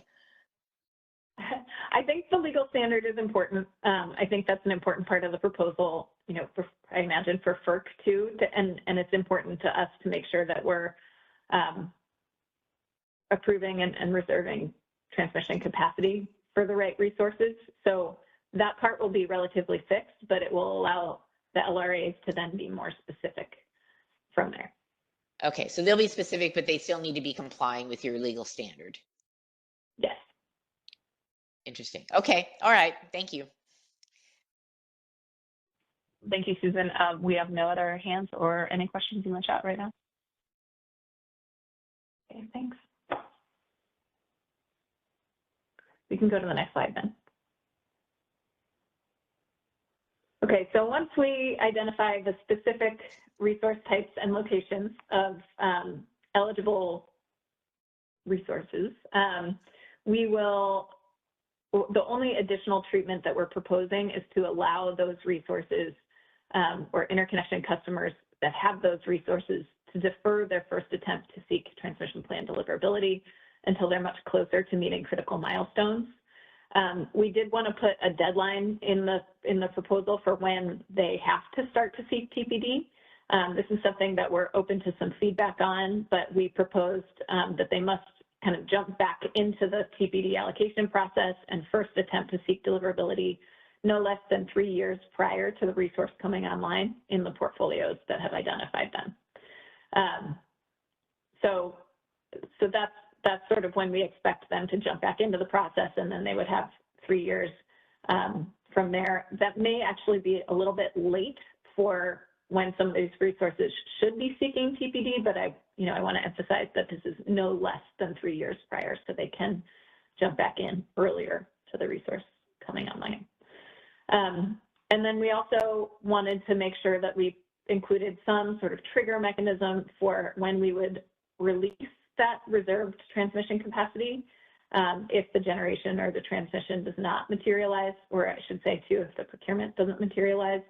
So these circumstances would be first a transmission cancellation, and that's a pretty clear and formal process that the ISO would have to go through in the transmission planning process, or a notification from the relevant and applicable local regulatory authority that the procurement of the resource is not going to move forward. So those would be 2 very clear signals that we would use to release the reserved transmission capacity for these resources. I'll stop there and see if there are any additional questions.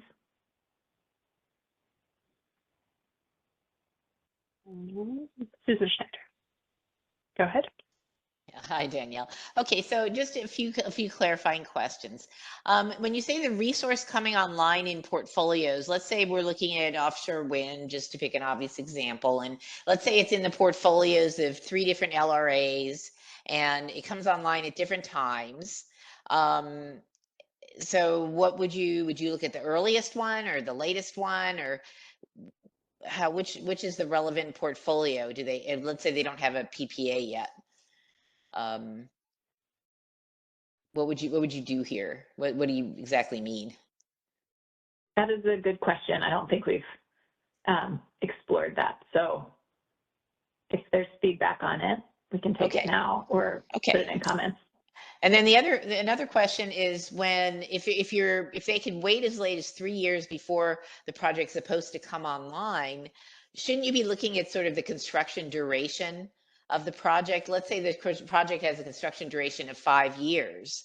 And if they can wait till 3 years before to seek the TPD allocation, it's hard to see how that will interact. They have to, I guess, have signed their GIAs already.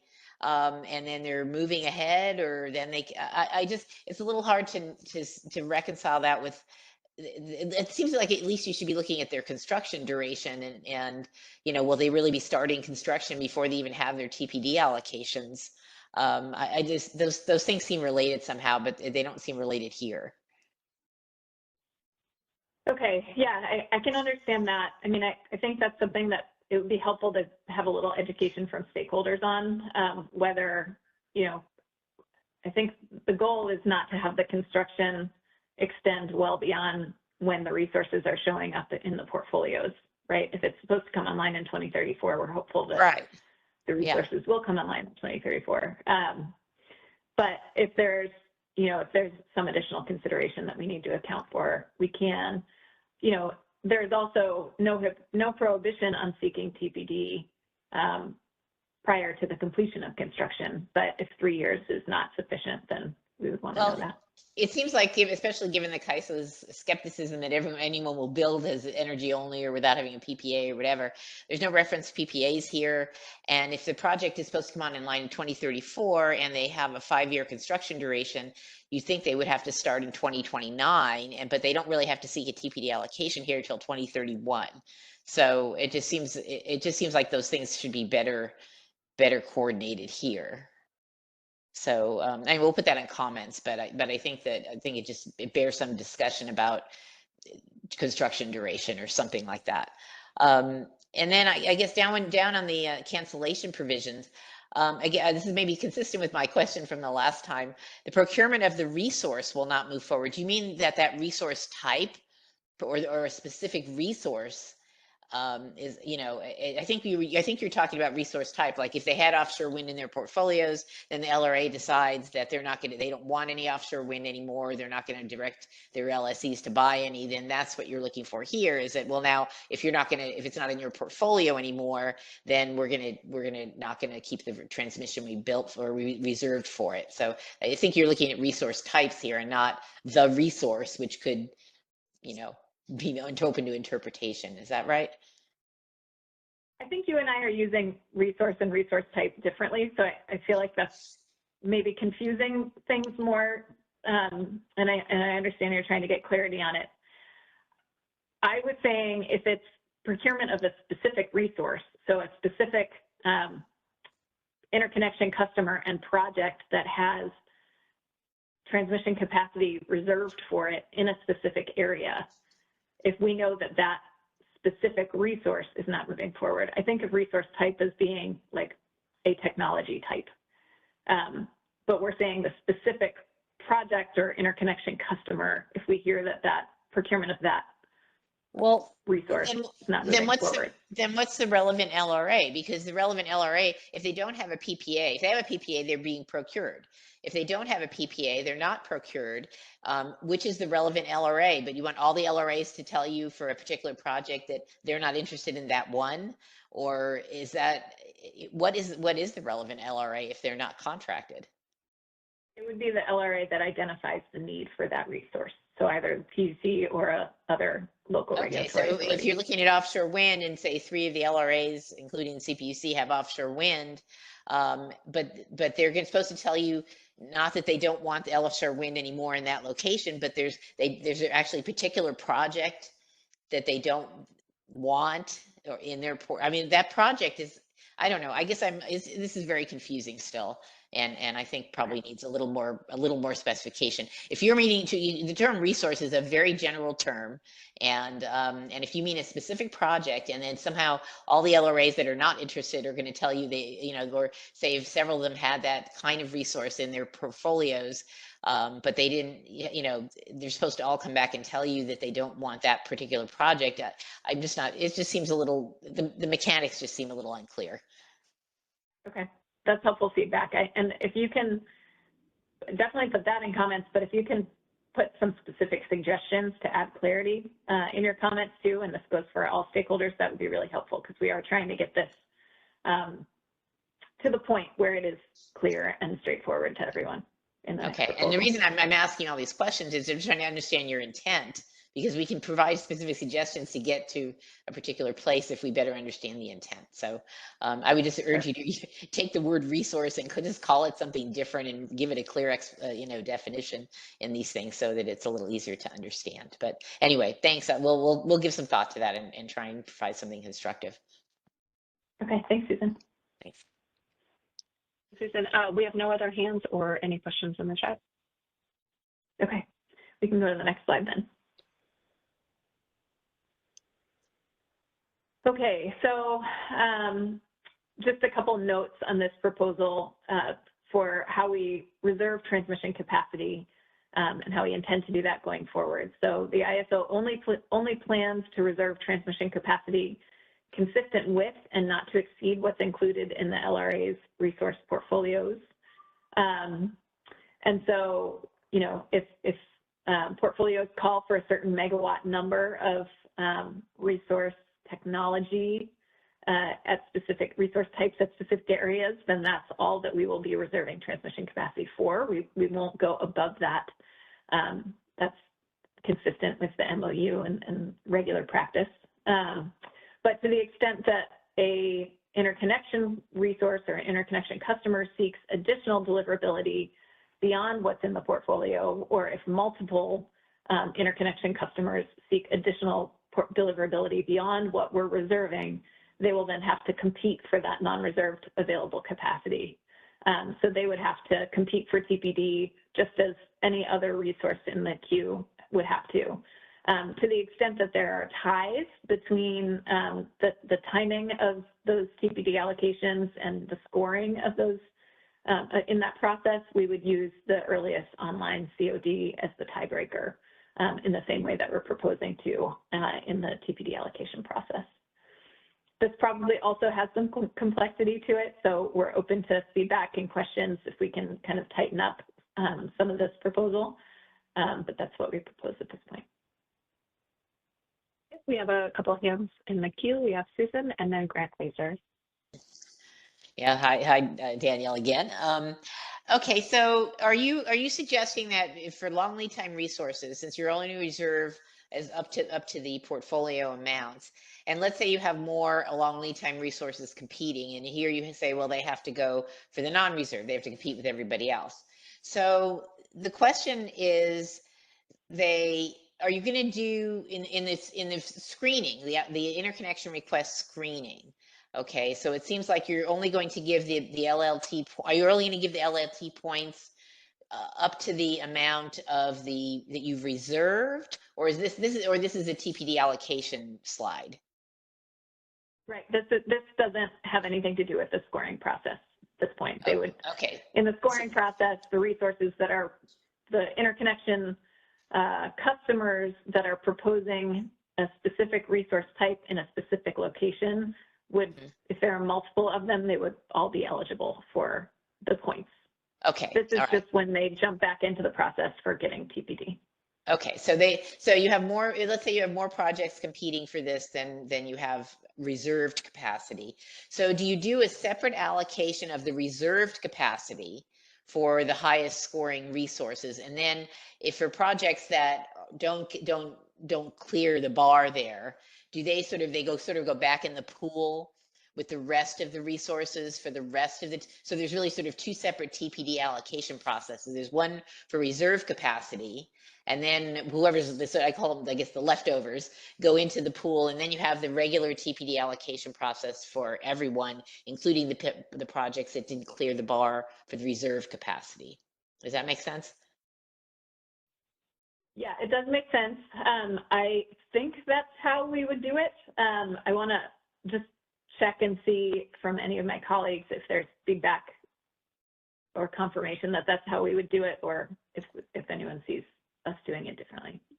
Yeah, Danielle, this is Bob. I didn't see it that way. I thought that we would have projects competing for the reserve TPD for those specific resource technologies that are have TPD reserved for. And then, giving the example is probably the easiest way. You've got a project that's, say 1,500 megawatts of offshore wind, but there's 1,000 megawatts reserved. And so whether they get, so they're seeking to get that 1,000 megawatts of reserve capacity, but they're also seeking 500 beyond that.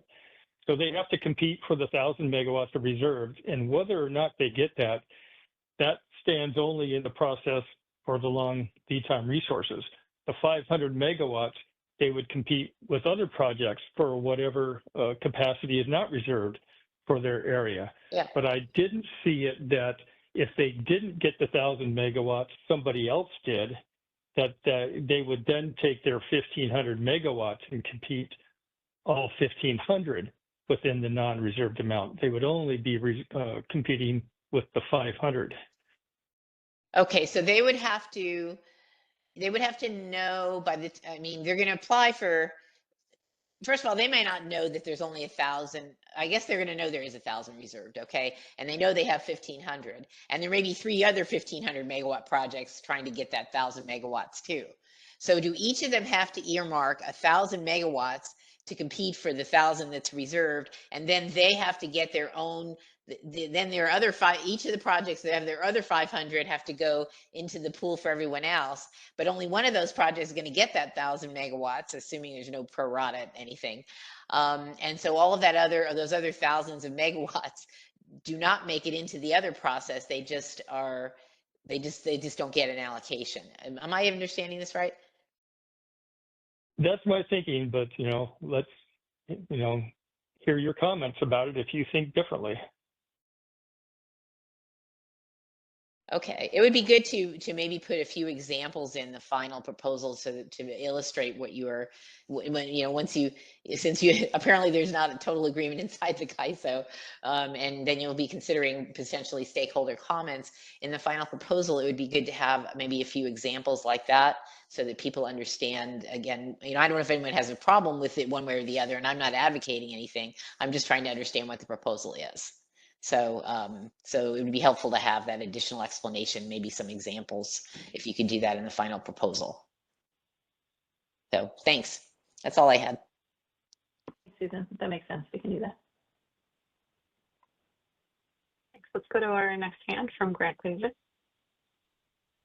Thanks. This is Grant Glazer with Emanate Energy. So I was curious if you could go into a little bit more detail about how exactly the CAISO will determine how much TPD to reserve.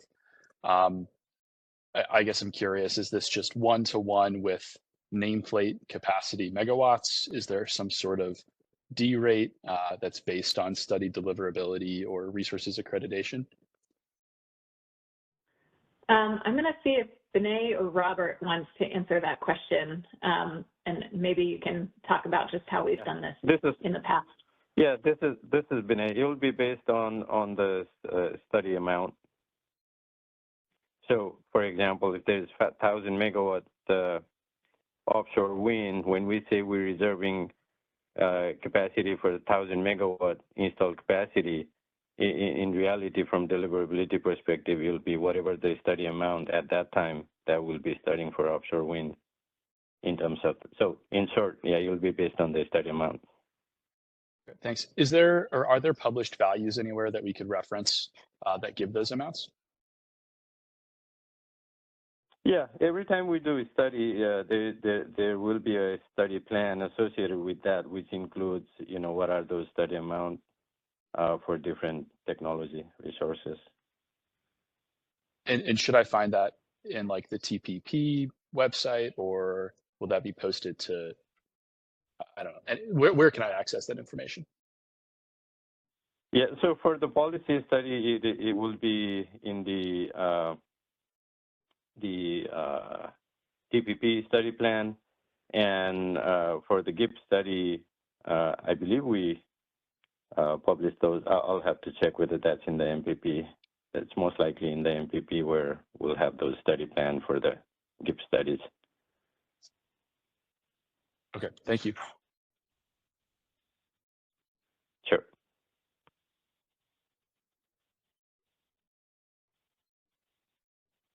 Thank you. Our next hand is from Denise. Hey, Daniel, and this may be a question to Binay or Robert, but I was trying to understand how in KAISO models, KAISO reserves the transmission capacity, and if I understand correctly, whatever is in the busbar mapping,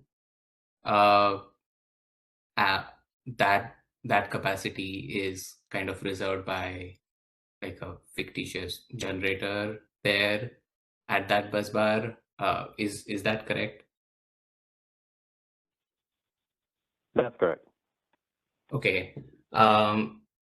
And then the second question to that is, since KAISO in the TPP solves only for CPUC's resource portfolio and there's no consideration to any other LRAs outside of that, is there going to be a TPP process where all LRAs will be considered while developing TPP? Yes, that's going to be the process moving forward. We will be including other non-CPUC jurisdictional LRAs resource portfolio as well in the TPP moving forward. I see. Okay. In terms of the mapping itself, given it changes year over year, like year to year rather, and let's say a generator which is labeled as a long lead time resource with whatever KAISO decides as a qualifier. Let's say it submits a request at a particular bus bar, like a specific POI, and when it goes into TPD allocation, let's say 3 years before the online date, and the bus bar mapping has changed over those years, which may be significant change from what's today. How do you plan to change the reserved capacity? Would you change that reserved capacity every year to a different bus bar?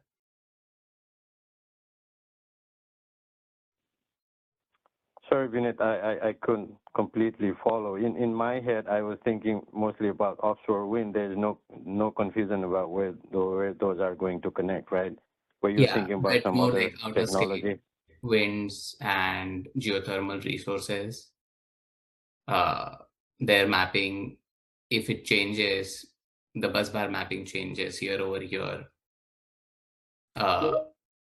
How do you plan to reserve a capacity at a fixed POI, and which can change actually every year?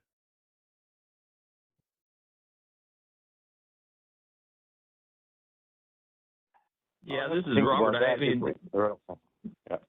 yeah. I don't have probably any better answer, but first of all, the CPUC, one of their principles is to not, change the portfolios around, any more than necessary. But if in theory they could change, I think if they do change, then we would change the reservations. But that's just my speculation. Yeah, I think what the question was more like, for example, a long lead resource, let's say, goes into interconnection process with a specific POI, looking at the last approved TPP and the reserved capacity, and let's say the POI, the bus bar mapping has changed by the time it goes for TPD allocation actually, which can be significant time from its queue entry to the first allocation. What happens to that capacity? Would that still be reserved at original POI, or now it has to go through like a regular TPD process compete with others? Because there is no reserve capacity anymore. Because the bus I don't know if we have. changed. Sorry, Vinny.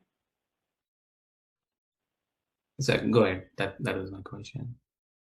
Okay, apologies. I don't know if we have a process in place for what happens if the values change. We can talk about that internally and provide some detail in the final proposal.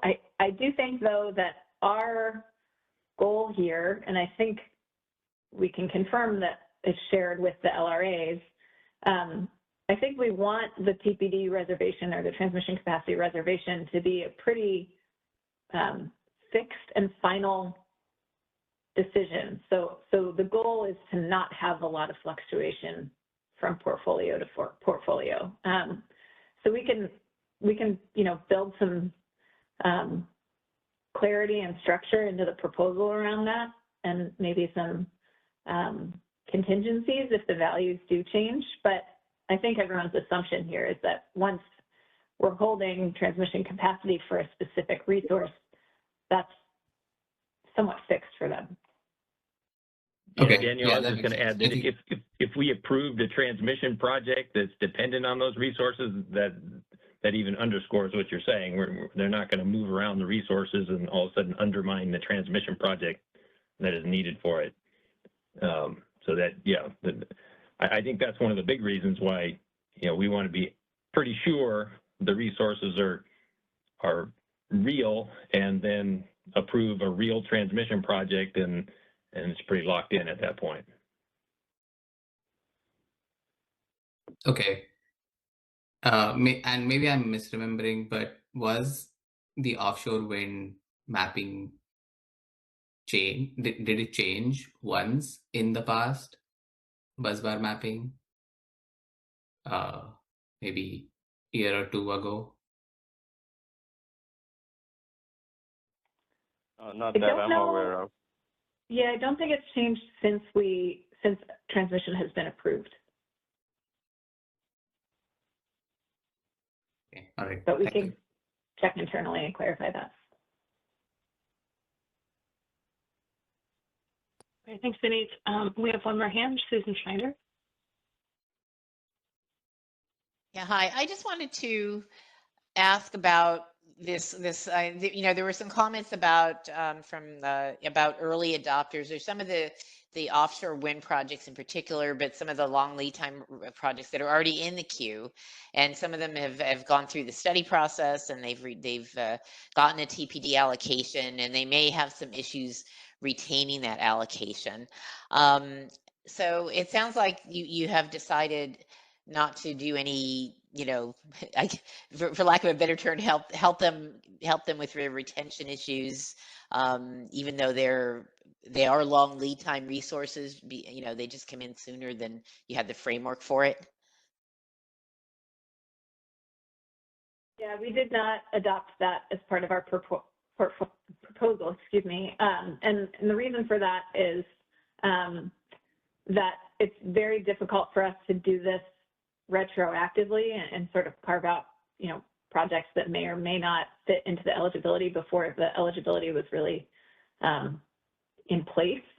And so, and I think that, could pose some risk in a filing at FERC to treat some resources that are already in the queue differently than others that are in the queue. So the recommendation and the proposal is to have this treatment going forward, where it's all very clear from the beginning, prior to the cluster window opening, so that everyone's working with the same information as they move into the queue and through the queue.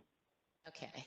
Well, let me ask a question. If they come into the 2025, let's say they have a retention issue, and they come into the 25 allocation, they can't retain their allocation, and let's say they request a new allocation in Group D, which they would be entitled to do.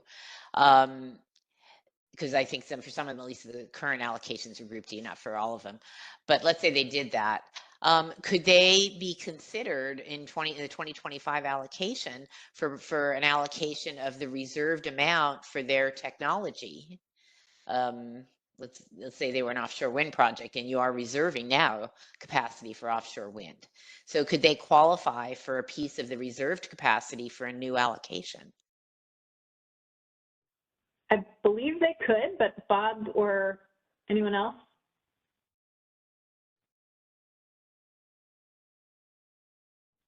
It is Bob. I don't think we've actually tried to address that. So I think that's a good question. I would tend to agree, yes, they could. Chances of them getting a PPA within the time frame to be able to retain that, I think, would be kind of a Well, long yeah, they'd shot, have another but problem the following year, obviously, you know, right. that. But you know, but if if the procurement is surprises us all and they're ready to start procurement, I don't see why they shouldn't be able to request that reserve capacity. So yeah, I think we'll need to clarify that next paper. okay, all right, okay. Thanks very much. That's all the questions I had for here. Thanks, Susan. Okay. Well, we had one question in the chat that was regarding grants questions. So this question is from Melky Wall of Energy Strategies, saying regarding grants question earlier, when you mentioned study amount, which studies are you talking about? In the context of CAISO reserving capacity for LLT resources for the identified study amount. This is Vinay from CAISO. Oh, sorry. Did I cover someone? No, go ahead, Vinay. Sorry. Can you hear me? Oh, okay. Yeah. So the study we're talking about is the TPD study. That's where we will be reserving capacity for long lead time resources. So that's the study, and the study amount refers to sometimes we call it study factor, technology factor, whatever we call it. Like wind and solar has a different qualifying capacity, or the study amount based on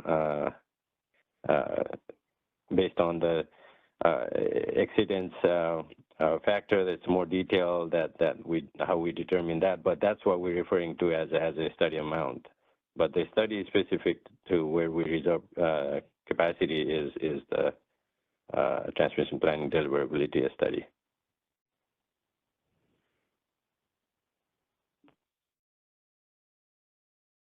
Okay, thanks, Vinay. Hey, Daniel, that is all the questions we have in the chat, and we've covered all our hands. Back to you. Okay, thanks. And I did just want to clarify too, actually we can go to the next slide. There may be one more on this. Yes, okay. So I want to address three issues that we discussed in the paper. The first is, I know we received several requests to extend this treatment to non-long lead time generation or storage resources, but kind of more mature technologies that have long lead time reliability network upgrades. At this point, we don't propose extending this treatment to those resources. We think it's important to have some delineation between the long lead time generation and storage resources and everyone else. But we do understand this is an issue, and we understand, I think the intent behind the request for this type of treatment. I do want to clarify, outside of track 3, that PTO delays are already accounted for in any contracting queue management procedures. That is standard. That's been the case for quite some time. And the timelines associated with these long lead time RNUs are factored into the project's GIA milestones. So we are aware that these projects may have long lead time network upgrades and accounting for that in different ways. I also want to clarify too that we don't see it necessary to distinguish between the eligibility for interconnection request intake scoring for long lead time items, resources that have transmission plan or transmission capacity reserved for them, and this TPD deferral treatment. So what we're trying to do here is create a process that will use consistent requirements and provide clear signals around eligibility for the whole interconnection process. So the same resources that are eligible for those long lead time points in the interconnection request intake process we'll have transmission plan capacity reserved for them, and we'll be able to defer their first attempt to seek TPD. We think that it's probably clearer to do that. But in order to do so, we would probably need to stakeholder and file the interconnection request intake piece separately. As many of you know, we're talking about having a new interconnection process enhancements initiative later this year and in early 2026 to prepare for cluster 16 and to make any necessary adjustments to the track 2 reforms that are now in place. And so that's when we would take up the scoring criteria item, or the long lead time point item. But the goal is to have this all be consistent. I hope that that's something that stakeholders understand and would support. And then finally, we are not proposing any changes to financial security posting deadlines. This is, those are all Order 2023 requirements, and we are still waiting for our Order 2023 order. And so at this point, we're not proposing any changes to that, just to make sure we're not adding additional confusion and complexity to these processes. Any questions? Danielle, we've got 2 hands in the queue, Rayanne and then Susan. Hi, Danielle. Thank you for including this item in discussion today, understanding that it sort of wasn't in the scope of the original IEP. I think what I feel still really needs to be addressed, and if it's not in this IEP, then in the next one, isn't the GIA timelines and so forth. You know, those are all really logical and appropriate considerations, but it's the commercial viability timeline. I think there's still a pretty big discrepancy between when PPAs effectively will be available and when the PPA is required for that commercial viability timeline at 7 years. You know, as we've discussed in IEP before, there isn't really that long-term procurement directed by the CPUC to match these timelines where RNUs are going out into 2032 and 2033. And I think we, you know, really need to look at some alignment about when an executed PPA is due under that commercial viability framework. So that's just my plug, I guess.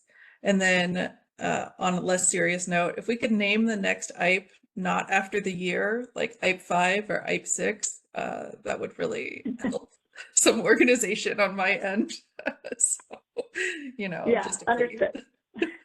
Great, thank you. Thanks, Rayanne. Those are both good points. Thanks. Our next hand is from Susan.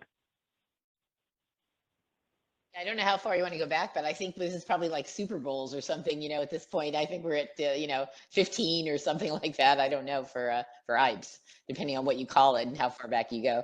But anyway, I know probably for extent just as long. I think the issue is sort of kind of following up on Rayanne's question.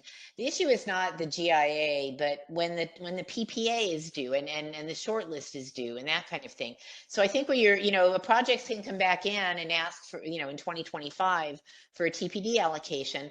But if you're coming in under Group D and in the projects that are already under Group D, the RNUs are, some of the RNUs are so long lead time. Now, maybe there'll be some relief for the headroom thing and all that. But the problem is that they can't, you know, no one's procuring for 2032 or 2034 at this point for that, for normal resources. I'm, you know, even for offshore wind or something, it's I think you can go to 2031 under some circumstances, but nobody's procuring, you know, that late. And so they're impossible objectives to meet. And given the, and if they were coming online in 2025 or 2027 or 2028, that would be not unreasonable. But if they're coming online in 2032, that's just not, to expect that they're going to get a PPA now is just, it's impossible.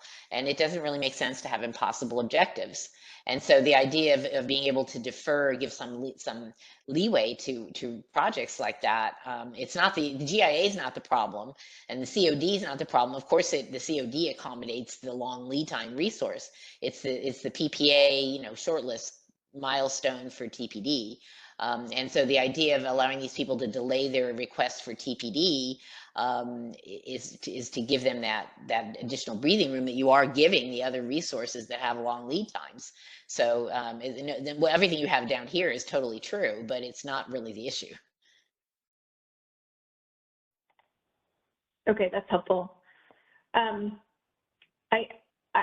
I don't know to what extent we can open the door to this type of treatment to resources with long lead time RNUs. But if either of you have a suggestion for a process that may work and may may kind of keep that limited to a finite set of projects, because I do think we want to make sure that this treatment is really targeted, right, to resources that truly need it. Yes. So if you have any suggestions for how we might be able to do that without creating more confusion and more potential perverse disincentives for delays and things like that, that would be really helpful. But I can't promise that we will include it at this point in the process. Okay, thanks a lot. That's really appreciate your consideration. Thank you. Yeah, now this is Bob. If you don't mind, I wouldn't mind just adding to that. We're really concerned about opening up a process to where projects that have long lead time upgrades that are just, they're not a unique resource, but their upgrades are just long lead time resource or long lead time upgrades. If they're not able to get a PPA within the 3 cycles because of that, then at least my thinking has been, let the market decide that for them. If over time, if all upgrades start getting longer and the procurement process has to adjust to account for that and do longer, further out PPAs, that's one way to kind of deal with it.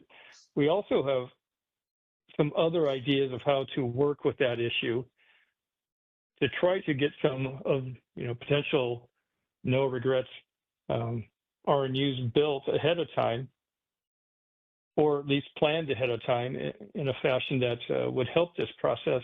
But that's something we can't necessarily do within the interconnection process.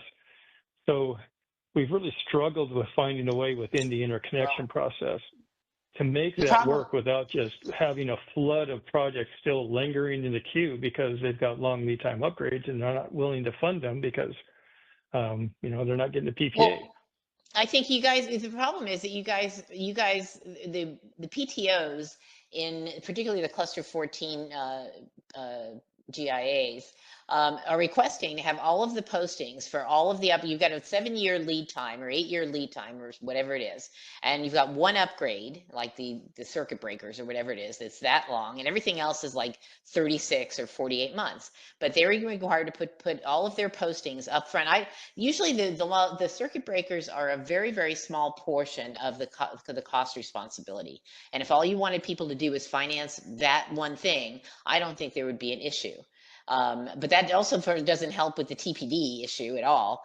But I think the whole thing has been totally exacerbated by having to put up 100% in third postings in 120 days after GIA execution when you have a 7 or 8 year timeline. That's just not reasonable, and you're causing, it just makes the problem that much worse. But if all you wanted people to do is fund the long lead time upgrade for $200,000 or something, I think most of the projects probably would go along with that. But they don't want to have to deal with all the other millions of dollars of other upgrades by having to do it. I think that was the lack of distinction there, I think, was the issue. In this case, that's and in any case, that still doesn't deal with the fact that they've got a 7-year or 8-year lead time, and they can't get a PPA until about 3 or 4 years, 5 years before, and yet they have to come up with one right now. So it's not only an issue for cluster 15 and forward, it's an issue for cluster 13 and 14, and in particular people that have the group D allocations, which they signed up for, and yes, they knew the rules, but the issues with the PPAs that came up, or excuse me, GIAs that came up later, that was an issue. And then it's a non-viable situation, and some leeway would be appreciated. So we'll put some comments in about that.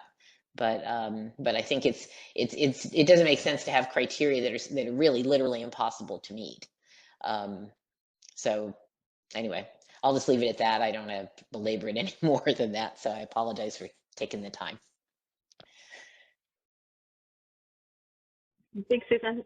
We have 2 more hands in the queue. We've got Grant Glazer and then Nancy Rader. We'll go to Grant first. Go ahead. Thanks. This is Grant Glazer with Emanate. Apologies, I'm doubling back a little bit. My question's on slide 31. Following up on the point from Bina about where to find the studied amounts for different resource types, I took a quick look, and it looks like offshore wind, for instance, is being studied at 100% in the transmission planning process, and therefore, my understanding is 100% of the nameplate capacity for any planned offshore wind would be pulled out of available deliverability at locations where it was being reserved. What this, I think, is saying is that there's no additional capacity value for other resources that are not offshore wind being sited at those nodes on the grid. I don't know that. I guess I would be surprised if that were true, because I would not expect offshore wind to be accredited at 100% in terms of its RA value. And so if this is, yeah, go ahead. Yeah, so just wanted to let you know that has changed in the recent study that we did. It changed to, I'm going by my memory, something like 83%. I'll have to confirm that, but it's not 100% anymore. Okay. That the study amount for offshore wind is not that we changed that recently. Sure, I just wanted to correct that part, but were there additional with that correction? Sorry, and I appreciate that. And that, okay. So where I was going is just basically, I'm concerned that there might be a divergence between the study deliverability level of resources and their resource adequacy value, and there might not be. We haven't done this modeling or thought this through fully to know for sure if there's an issue here, but I'll try and include this in comments, but I would also be very interested in any commentary from the CAISO on this issue, and in particular, if CAISO can explain why this isn't a concern and why deliverability reservations would preserve signals for, I'll say, complementary resources to show up and utilize deliverability in the same locations as public policy resources. If that ability is preserved, then it'd be helpful to read why. Grant, this is Robert Sparks. We talked about that topic in 2023 at great length for the whole year of 2023. That was one of many topics, but we reviewed the whole deliverability methodology at that time, and we did talk about that. You could look at those papers; they're still on the website. Oh, thanks, Robert. Which stakeholder process was that a part of? Deliverability methodology review. It was its own stakeholder process. It was a stakeholder initiative. Okay, I'll start there. Thank you. Thanks, Grant. We're going to go to Nancy. This is our last hand. Hi again. It is a pretty simple question. I thought it really goes back to the previous slide. I thought it might be addressed on this slide, but in terms of how much capacity you're going to reserve, you say it's the lower of what's in the LRA portfolios and the transmission capacity created by the planned upgrades. And I'm just wondering why you would anticipate that the planned capacity would be lower than what is in the LRA portfolios.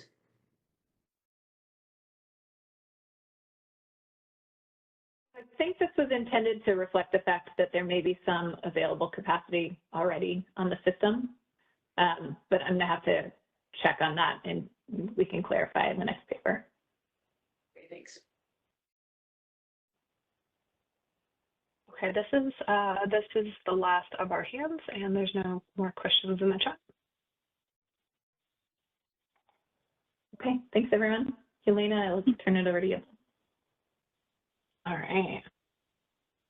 Thank you to all the presenters. And thank you for everybody for participating and being part of the discussion. So here is our schedule going forward. Today is the second plan item here. So the comments are going to be due in 2 weeks from now on January 29th. The comment template has been posted for when you're ready to submit those comments. And then we are planning to post the final proposal on February 18th with a meeting 1 week later and comments 2 weeks after that. And our plan is to go to the March 27th, 2025 Board of Governors meeting. And here's just more details about how to submit those comments that are due by end of day on January 29th and the link to the initiative page here. And you can send any questions to ISO Stakeholder Affairs and we will route those to where they need to go. And just a plug for our Energy Matters blog and the last 3 blog posts that we have there and a link to subscribe to this on a recurring basis. So thank you everybody for your discussion. So to provide those comments, I see that question in the chat. Let me go back to here. You can look at this presentation and you can go to this link here and there's going to be a little button on the side that says submit comments. So if you're not registered in that tool, it'll just have you verify your email if it's your first time submitting comments. And once you verify that email, it'll let you log into the Stakeholder Center and provide those comments specifically on this paper and meeting. And you can email there if you get stuck anywhere in the process. We can help you out with that. Okay, any other questions, comments? Okay, thank you everybody. Sorry, real quick. I just want to emphasize that we have a very short turnaround between receiving comments and producing the final proposal. So that's just a plug for very specific and targeted comments that also don't just propose questions, but also propose kind of solutions or language to clarify. And also, if anyone wants to do any outreach to us, please consider doing that in the next couple of weeks before we finalize the final proposal.